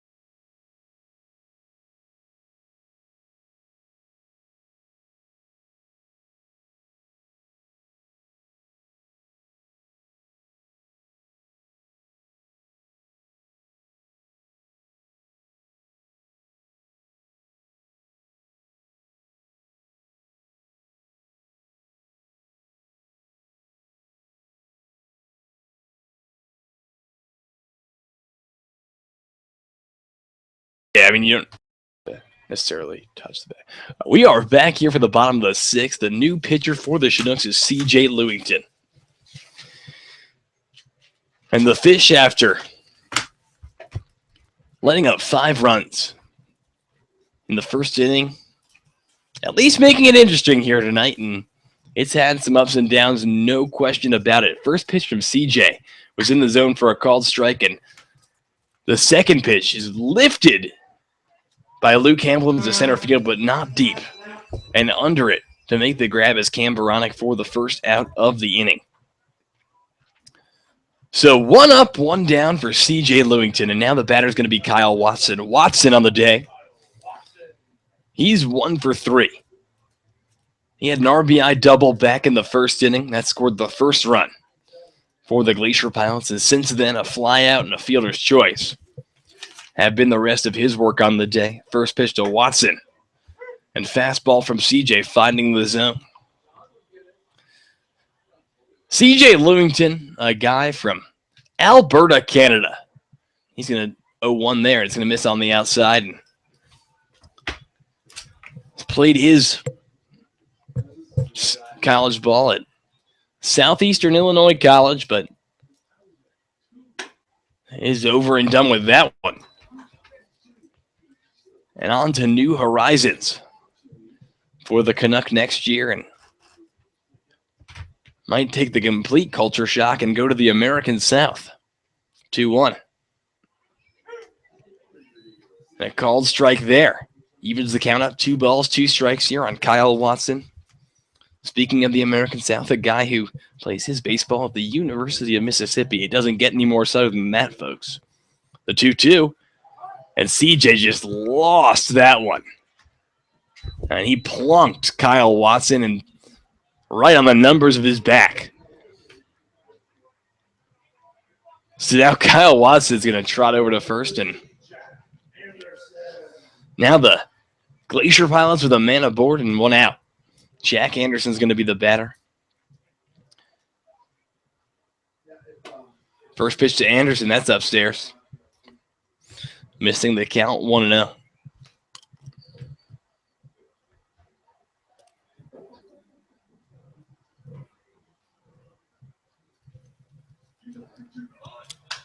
Runner goes there, and that ball's lifted into foul ground. Chasing is Patrick Cromwell, but he's going to watch it sail out of play. So the runner goes back to first, and the count evens up at 1 ball, 1 strike with 1 out. C.J. Lewington versus Jack Anderson, the Oregon State Beaver. 1-1, and a pickoff attempt from C.J. It's going to be not in time. Try to get Watson over at first. Some may remember that Watson has fallen victim to a pickoff move this year. Of course, that was from the lefty Connor Menez. CJ's going to try again on the pickoff. CJ doesn't want to get Kyle Watson too comfortable with a big lead over there, but doesn't look like CJ's pickoff attempts are doing much at all, as he goes for a third time to try to get the Ole Miss freshman over at first base, but 0 for 3 on pickoff attempts there for CJ. And Kyle Watson is going to continue to take a big lead, and the runner goes. The throw from Boxball over to second will be not in time. So a ton of buildup for Kyle Watson to just snag a bag there, and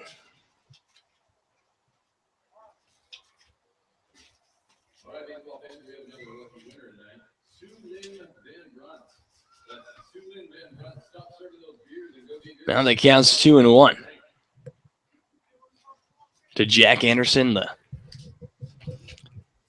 runner in scoring position for the Anchorage Glacier Pilots, who lead this one 5-2 here in the bottom of the 6th inning. And that pitch from Lewington on the inside, almost painting the pant leg of his jersey.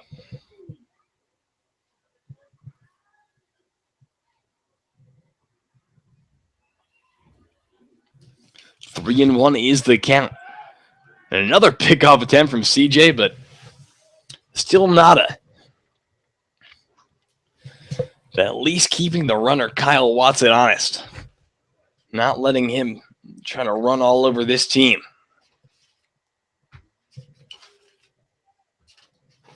The 3-1 pitch.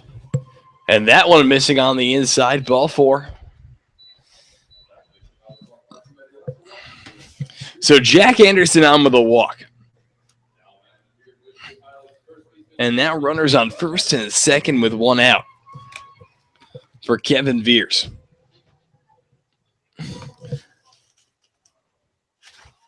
Veers 1 for 3 on the day.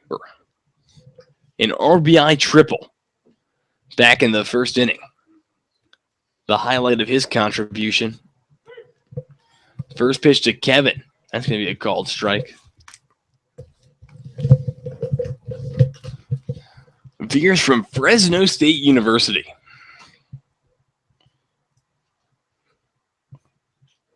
Northern California. David Carr, Derek Carr. Some notable other athletes that come out of that place.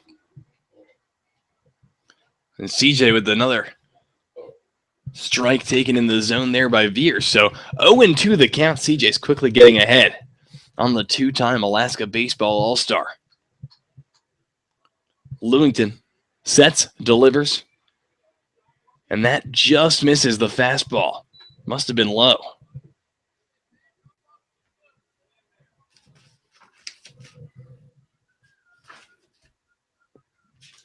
So 1 ball, 2 strikes to the count. The pitch from Lewington. And that one skips in the dirt right in front of the batter's box, and it's going to get by Tyler Boxwell. So the runners advance.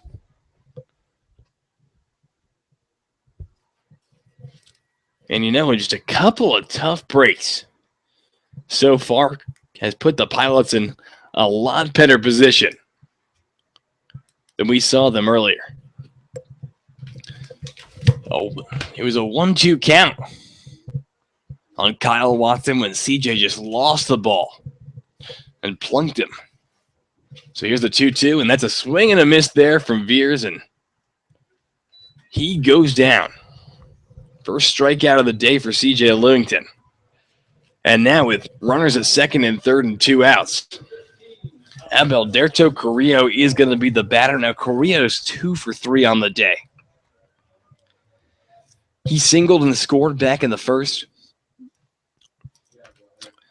And then also singled in the fifth, and a ground out in the third being the one time he was put down. First pitch to Carrillo. Fastball finds the zone for a called strike. Carrillo from the University of Southern California comes into this game batting 186. Had a heck of a day yesterday.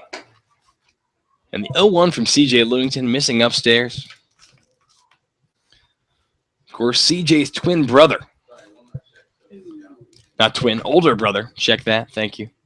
Supposed to play on the team, but Tommy John said otherwise. And Lewington's pitch there, finding the zone again, moves the count to 1-2. It's not his twin, but they look like they could be twins. The big difference being a noticeable mustache on the older guy.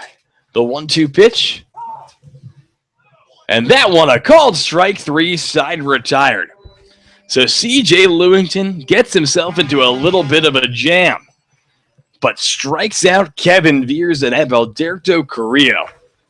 And after 6 innings of play, the score is still 5-2. Anchorage Glacier Pilots do not go anywhere because this game looks like it has a lot more action left to come. You are listening to Chinooks Radio.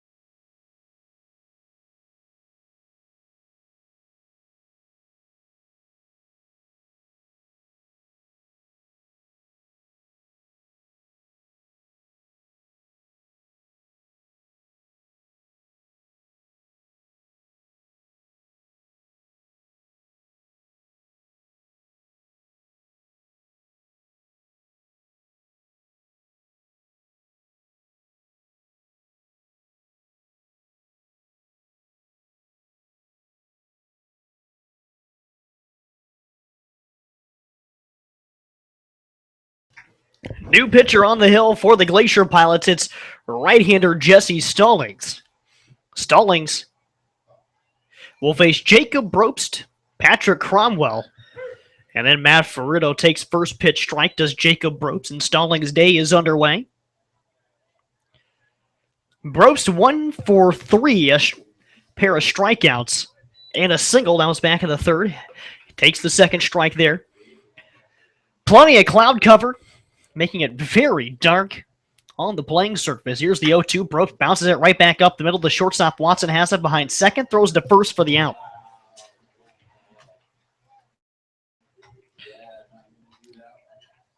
So that's how the seventh inning will get underway. Jesse Stallings. This is just his third appearance. A 6.75 ERA. He has no decisions, just one strikeout over 4 innings, and he will face now Patrick Cromwell. Cromwell over 1 with a pair of walks. First offering, down to the skips in there. Stallings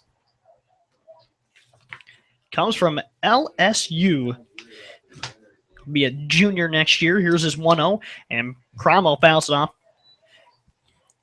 to the left side. And he was a medical redshirt in 2014, came off of Tommy John. But he did come back and pitch that summer at the Texas Collegiate League. Here's the 1-1 to Cromwell. That's in the zone for strike 2. He had played with the Acadiana Cane Cutters, struck out 25 over 44-plus innings there. Also made 29 outings with the LSU Tigers this year. Went 1-2, fouls that one back. Does Patrick Cromwell, stays alive at 1-2. LSU was a team in the College World Series as well. They haven't won a title since 2009. Hard to believe that with that program. That's outside to Cromwell, makes it a 2-2 count. They've had guys like Charlie Furbush, Kevin Gossman, who's been a phenom coming up with the Orioles right now, Aaron Hill, currently with the Diamondbacks with the LSU. The 2-2 pitch from Stallings is downstairs, makes it a full count against Cromwell. Then guys like Brad Hopp, Mike Fontenot, and my personal favorite, Brian Wilson, all went to LSU. Here's the payoff pitch from Jesse Stallings to Cromwell, and that's going to be down at the knees for called strike 3. Was borderline, but not going to get the help if you don't take an attempt at it. So there's the second out of the inning. And now Matt Ferrito will hit. He's 0 for 3 officially, did get aboard with an error. Jesse Stallings has not worked since July 9th against the Peninsula Oilers. Just went a third of an inning. But he gave up 3 runs. 4 total on 5 hits. Ferrito takes that one upstairs, ball 1. So Stallings has been a guy that it just hasn't been worked because of his lack of effectiveness. But he's a 6'2 right-hander. Here's the 1-0 to Ferrito. That's on the outside part of the plate for a strike. Evens the count up at 1-1. Tough to think an LSU Tiger would come to the Alaska Baseball League and not perform well. But things do happen. The 1-1, Ferrito is jammed and hits a ground ball towards the left side of the infield. There's Carrillo. He scoops it up and throws him out for the third out of the inning. So a quick 1-2-3 inning for Jesse Stallings. About that to get your confidence back. And the Chinooks still trailing by 3 as we head to the middle of the 7th inning as they trail the Anchorage Glacier Pilots 5-2. Well, with that, we'll step aside here real quickly and before the 7th inning stretch here at Mulcahy Field. Lungton back on the hill for the Chinooks, but we'll be right back with more Alaska Baseball League action.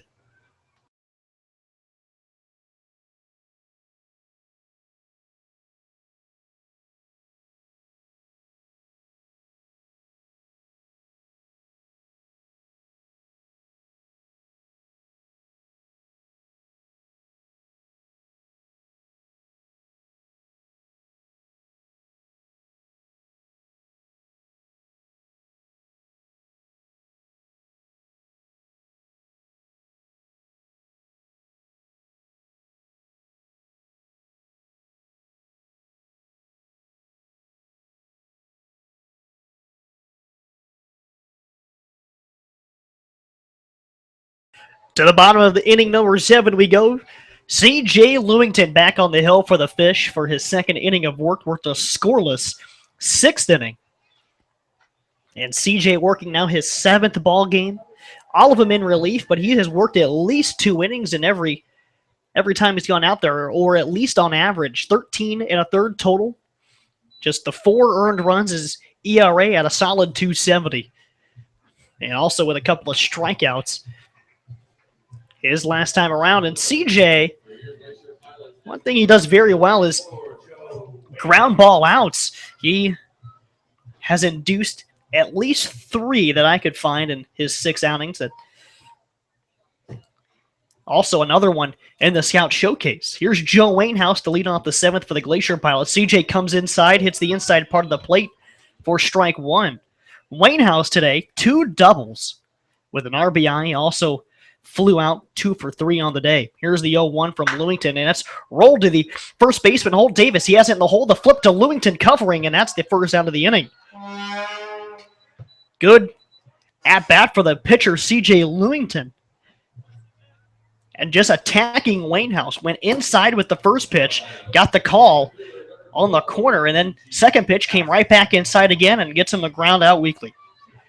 So 1 out for Eugene Vasquez. He's 2 for 3 as well, a triple, a single, and then struck out back in the 5th. Here's the first offering from Lewington. Comes inside, brushes him off the plate for ball 1. 5-2 Glacier Pilots. We're on the bottom of inning number 7.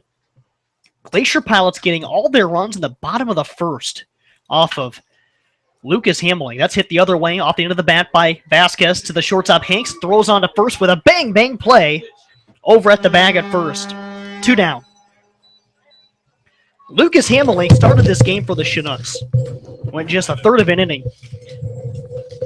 Gave up 5 runs on 6 base hits before Shane Armstrong came on to save the inning, or what there was left to be saved of it. Left the final runner at third. Here's Corby Batesall hitting with 2 outs. Takes the inside corner for strike 1. CJ establishing the inside corner against all 3 hitters in this inning. And working ahead. He winds up the 0-1. That's going to be banged foul right behind us. Makes it an 0-2 count. Then Shane Armstrong would wear it, pick it up, go the next 4 2/3. No runs, 5 strikeouts on just 4 hits. And now CJ in his second inning of work. 2 outs, the 0-2 to Batesall inside, just off the black. Moves the count 1-2. CJ already with a couple of strikeouts tonight. Getting 2 to finish off the 6th inning from Kevin Beers and Adalberto Carrillo. But Lewington peering in. He is ready. Rocks and fires the 1-2 home. And that's going to be just a bit high. Moves the count 2-2. Good offering from Lewington. That really could have been it. Just missed there.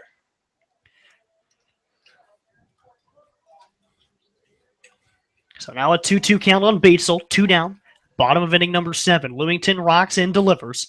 And Batesall rolls it to the second baseman. Will Bass, he has it on 2 hops. Throws the first in time to retire the side. So C.J. Lewington turns in another scoreless inning and sends the Pilots back to the dugout. But the Glacier Pilots still have the lead. They lead this one 5-2. After 7 full innings of play, the Chinooks will come to bat. And we'll be right back on your home for Chinooks baseball.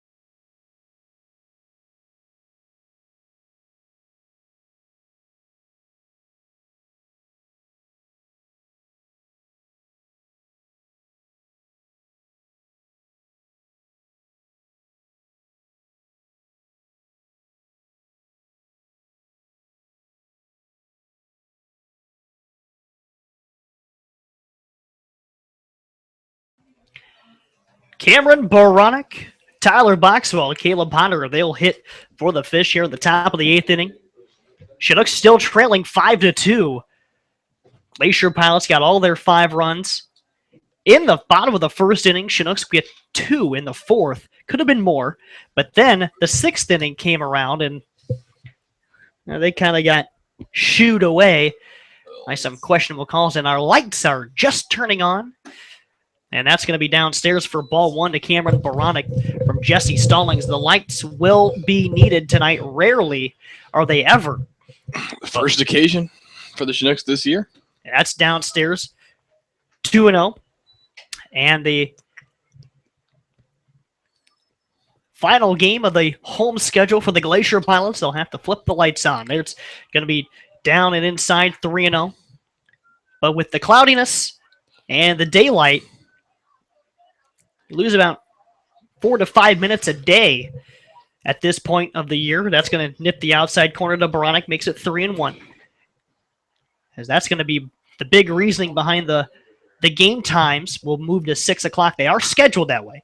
And Boronik hits this one up the middle on the infield. Batesel backhands to throw the first, dug out by Veers, and that's in time to get Boronik to lead off the 8th.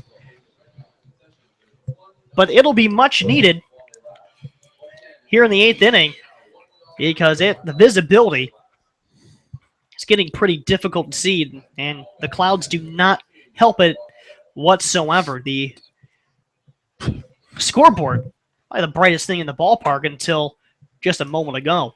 First pitch from Jesse Stallings misses outside the Tyler Boxwell. Boxwell was possibly the center of controversy in this ball game. Here's the 1-0. That's going to be down and away, 2-0. Boxwell was standing at third base. Chinooks had second and third, nobody out. And a sharp grounder to the third baseman, Carrillo, and apparently Boxwell was in fair territory, or at least close enough to be called for interference on that ball. Here's the 2-1, and he's going to plug the gap in left center, but going back is Watson, reaches up, and he makes a spectacular tumbling play out in right center. How about that? Wow. All the tough breaks for Boxwell continue. 2 down. That could have been easily extra bases. And without that, it is just out number 2. Brings up Caleb Potter. Guy that can easily make this a 5-3 ball game. The champion of the home run derby competition on Sunday over the Pilots' Joe Wainhouse at this very field. The first offering with 2 outs inside ball 1. Potter has his fair share of light pole shots. Here's the 1-0. Whoa, and it skips all the way to the backstop from Stallings. And Potter hit the American flag that's flying out beyond the left field wall on the fly. And yes, it was at full mast. Here's the 2-0 upstairs. Potter starts to go around, holds up. It's 3-0. Yeah, I think that the pitcher Stallings here might have some memories of that home run derby and is being very careful the way he pitches Caleb. Here's the 3-0 inside corner for a strike, but at the same time, basically a glorified batting practice in that game situation. Here's the 3-1 from Stallings, and Potter tied up, swings through that one, and the count will go full. So he's going to have to adjust. And Stallings sat down all 5 Chinooks he's seen so far in this one. He winds it up, the payoff pitch again. The Potter swinging and this, loses the bat, and he'll go down swinging to retire the side. So Potter, he did that exact same thing on the home run derby, but the bat went to the backstop. This time it goes beyond the fence along the third base side. Nobody hurt, though. So another scoreless inning turned in by Jesse Stallings. What could have been a very scary moment. But regardless, C.J. Lewington back on the hill in the bottom of the 8th inning. Let's take a look at the out-of-town scoreboard with the Matsu Miners and the Alaska Gold Panthers, the only other game going on tonight. Miners leading 7-3 in Fairbanks, just adding to their already clinched lead in the ABL's National Division. Glacier, the Peninsula Oilers and the Anchorage Bucks were scheduled to play tonight, but that was washed out due to rain. They'll play a doubleheader tomorrow.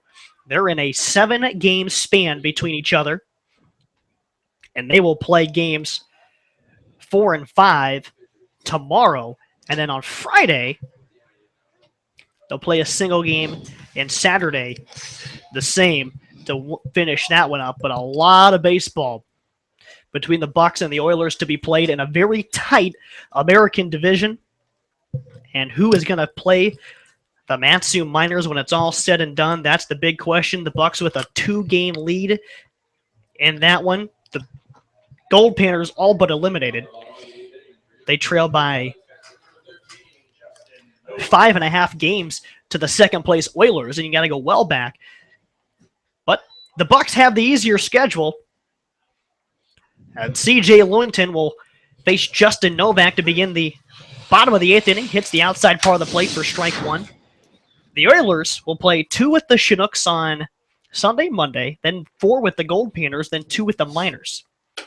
That's outside, 1-1 from Lewington. Of course, it's not the Panthers game that really frightens. It's the 2 with the Chinooks and the Miners that could easily come back. Novak breaks his bat, grounds it softly to the shortstop, Hunter Hanks, and it goes right under his glove. Hanks thought it was going to skip, and it stayed down, and that'll be an error on Hunter Hanks. So Novak aboard. Lewington now will have to work with a runner on in the top of the order. But that's the Oilers schedule we just mentioned. 2 with the Chinooks, 4 with the Panthers, 2 with the Miners. Then the Bucks have 3 with the Gold Panthers, 1 with the Miners, 2 with the Chinooks, and 3 with the Gold Panthers as well.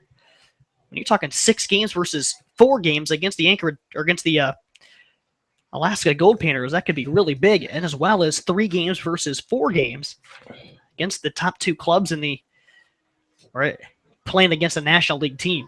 That's what it is. I mean, the head-to-head's going to come down to what a lot of it is. Swung on liner to first base. Holt Davis catches it on the line, steps on the bag on his way by for the double play. Another double play on the while C.J. Lewington is on the hill, and I'll have to give him some grief about that after the game.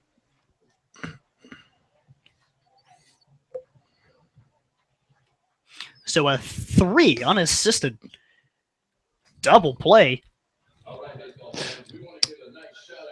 It almost just doesn't feel right playing under lights out here. Very strange.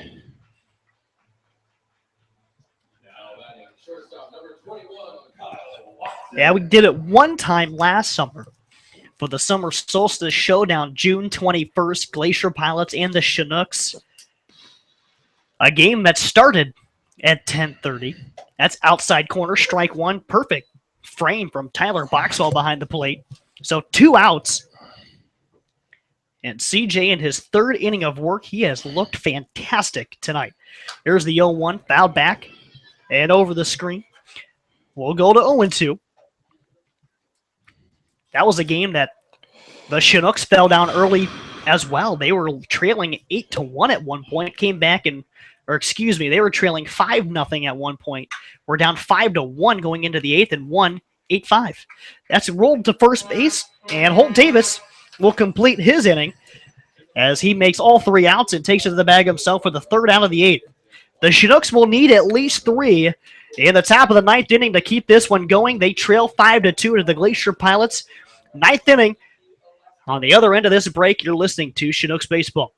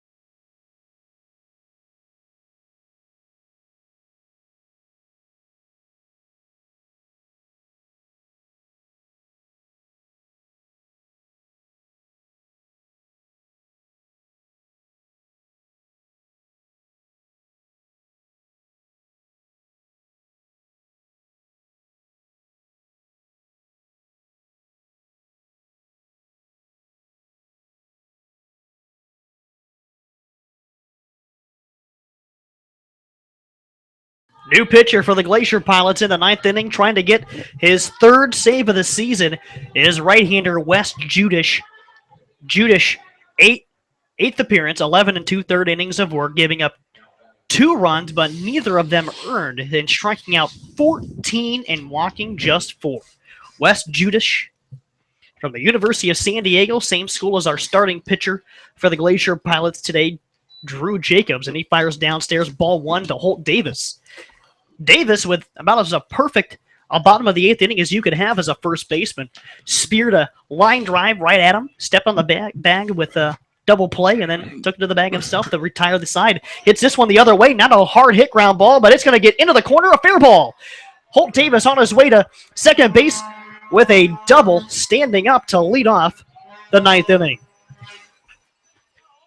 So just like that, a little bit of life coming from the Chinooks, and hoping to give the Pilots a run for their money here in the top of the 9th inning. Still a long way to go, though. They trail by 3 runs. So with 1 out, here's Hunter Hanks. Will Bass will follow. Here's the first offering upstairs from Judish. So with Holt Davis at second base, Davis now his 4th extra base hit. And that 6th inning, though, still going to haunt the Chinooks offense. 2-0. Moves the count on Hunter Hanks. And we'll see how it bears out, but they'll need at least 3 to extend the ball game. Wes Judish, 6'2", 200-pound junior from San Diego. And he comes back in and gets Hunter Hanks to wave and miss at a pitch. Moves the count 2-0, or the 2-1 that is. But Judish from El Cajon, California.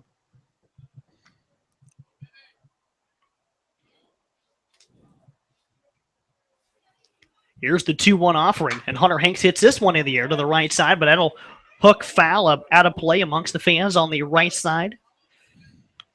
But Judish playing alongside some former Alaska Baseball League athletes, Sevi Romo of the Matsu Miners from last year, Taylor Kazmarek with the Glacier Pilots last year, and now Drew Jacobs and him coming from UC San Diego. There's the 2-2, low and away. Moves the count to 3-2. And Hunter Hanks just trying to get aboard any way he can. Hit is as good as a walk right here. Big opening in left center. He comes back inside and misses ball 4. So Wes Judish will put the first 2 runners aboard for the Chinooks to start the 9th inning. That'll bring up Will Bass. And actually, we're going to get a pinch hitter for Will. It'll be their backup catcher and all-star, Andrew Mogg. And this is huge because, Andrew Mogg, a power threat, and he represents the tying run in this ball game. So with runners at first and second, let's see what Mogg can do here. First offering from Judish hits the outside part of the plate for a strike. Andrew Mogg leads the team with 2 home runs.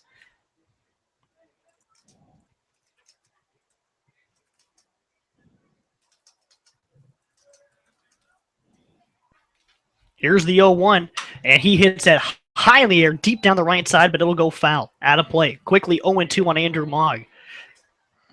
Holt Davis down at second base with a leadoff double. Hunter Hanks walked first and second. Nobody out the top of the 9th. The Chinooks trailing by 3. Andrew Mogg can erase that with 1 swing of the bat. Here's the 0-2 in the dirt. Moves the count to 1-2. The Chinooks trying to get back to even with the Glacier Pilots in the standings. A win tonight would put both clubs at 15-17.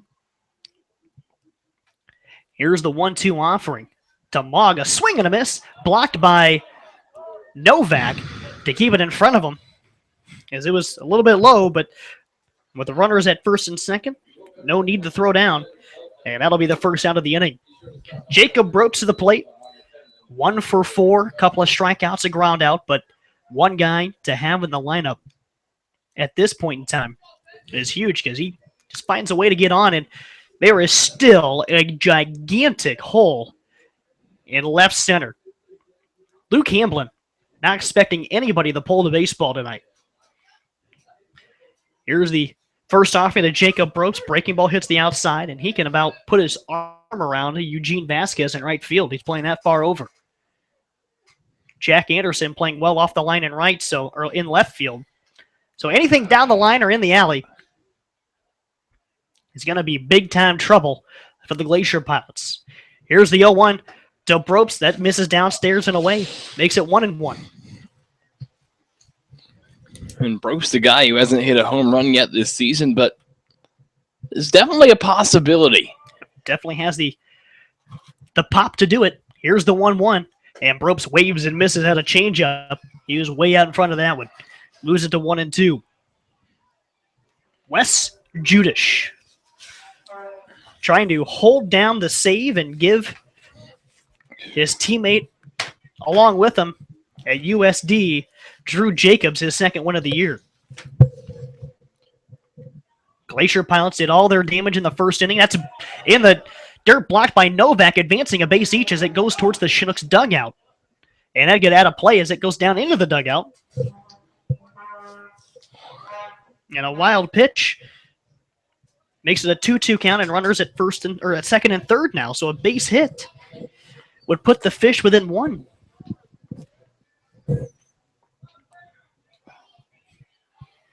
Things really starting to get interesting now. So Brooks will stand back in. Judish working first base side of the rubber. Davis away from third. Hanks away from second. Here's the 2-2 pitch to Brooks. Outside corner, called strike 3, and he knew it. 2 down, and now the Chinooks down to their final out, and Patrick Cromwell.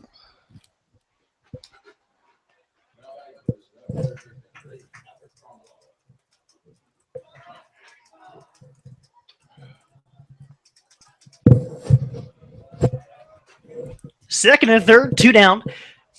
Glacier Pilots got all 5 of their runs in the bottom of the first. Chinooks with their 2 in the fourth. That's going to skip in there to Novak, and he blocks it.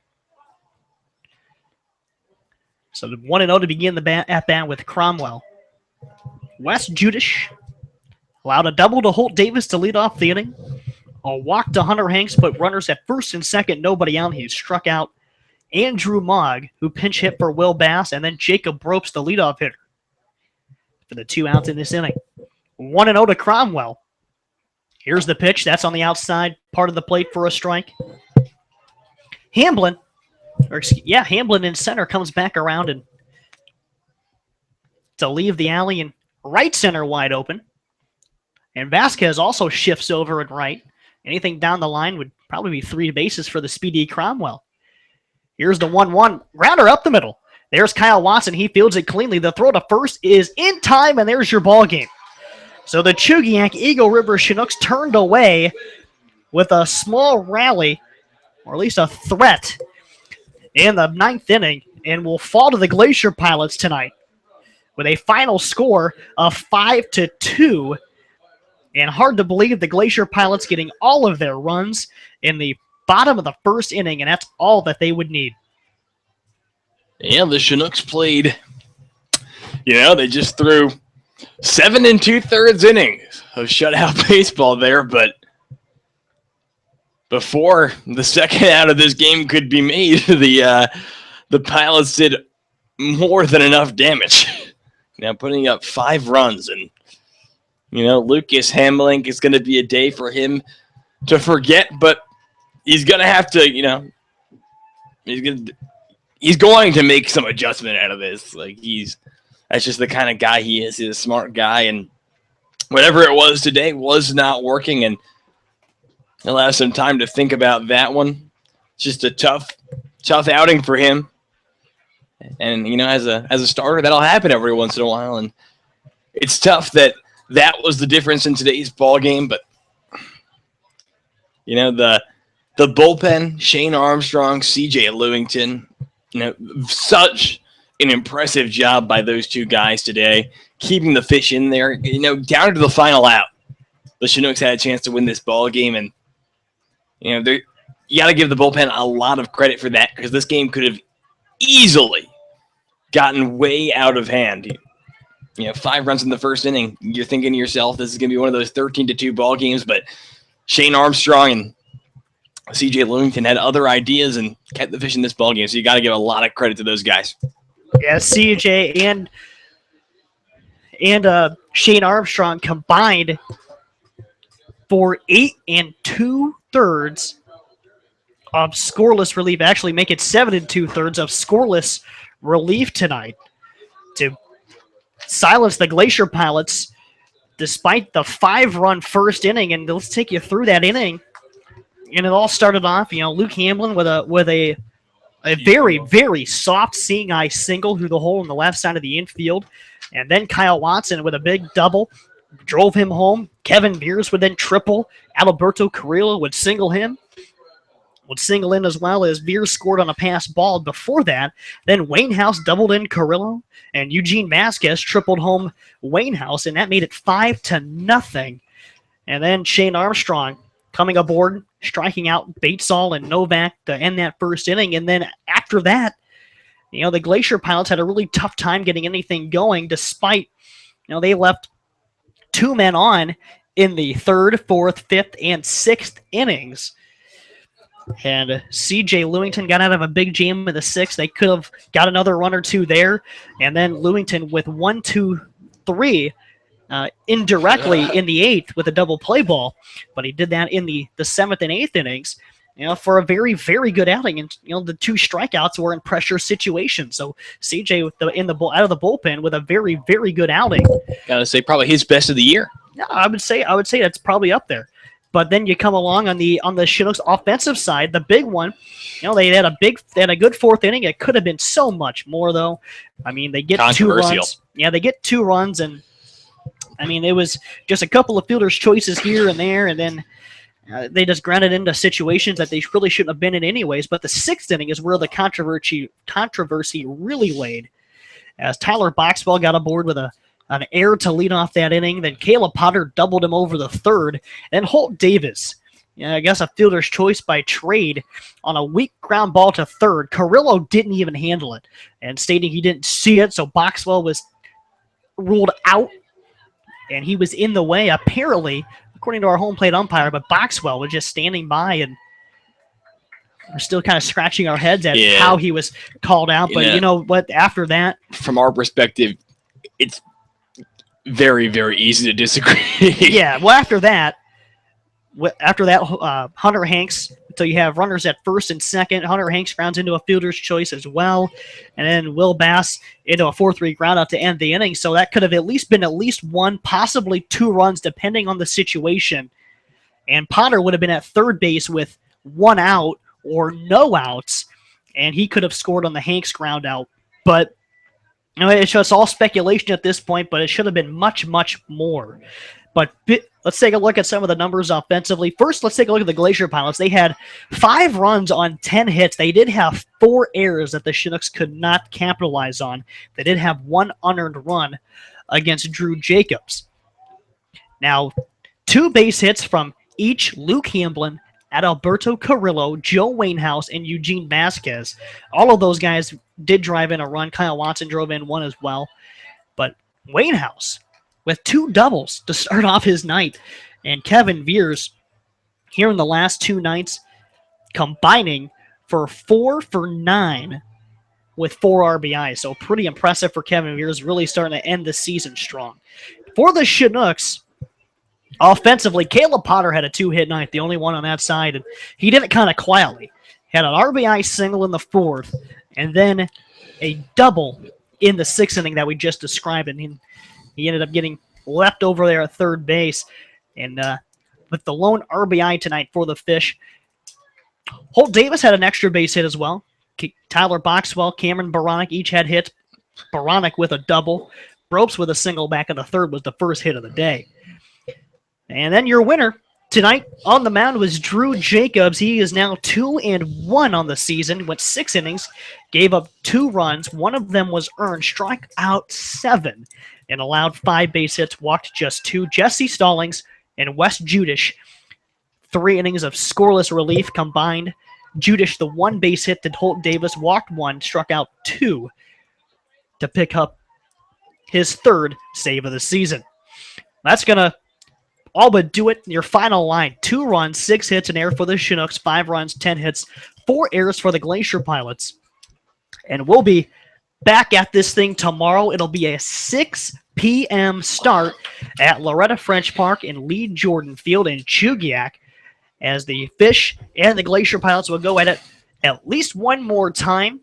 The Pilots now lead the season series 6-4, so the Fish will have to sweep on their home turf the next 3 times they play the Glacier Pilots to try to win the series on the year. But the Fish will fall to now 14-18 on the season. The Glacier Pilots now at an even 500 and 16-16, and wrap up their home schedule 7-11 when playing at home.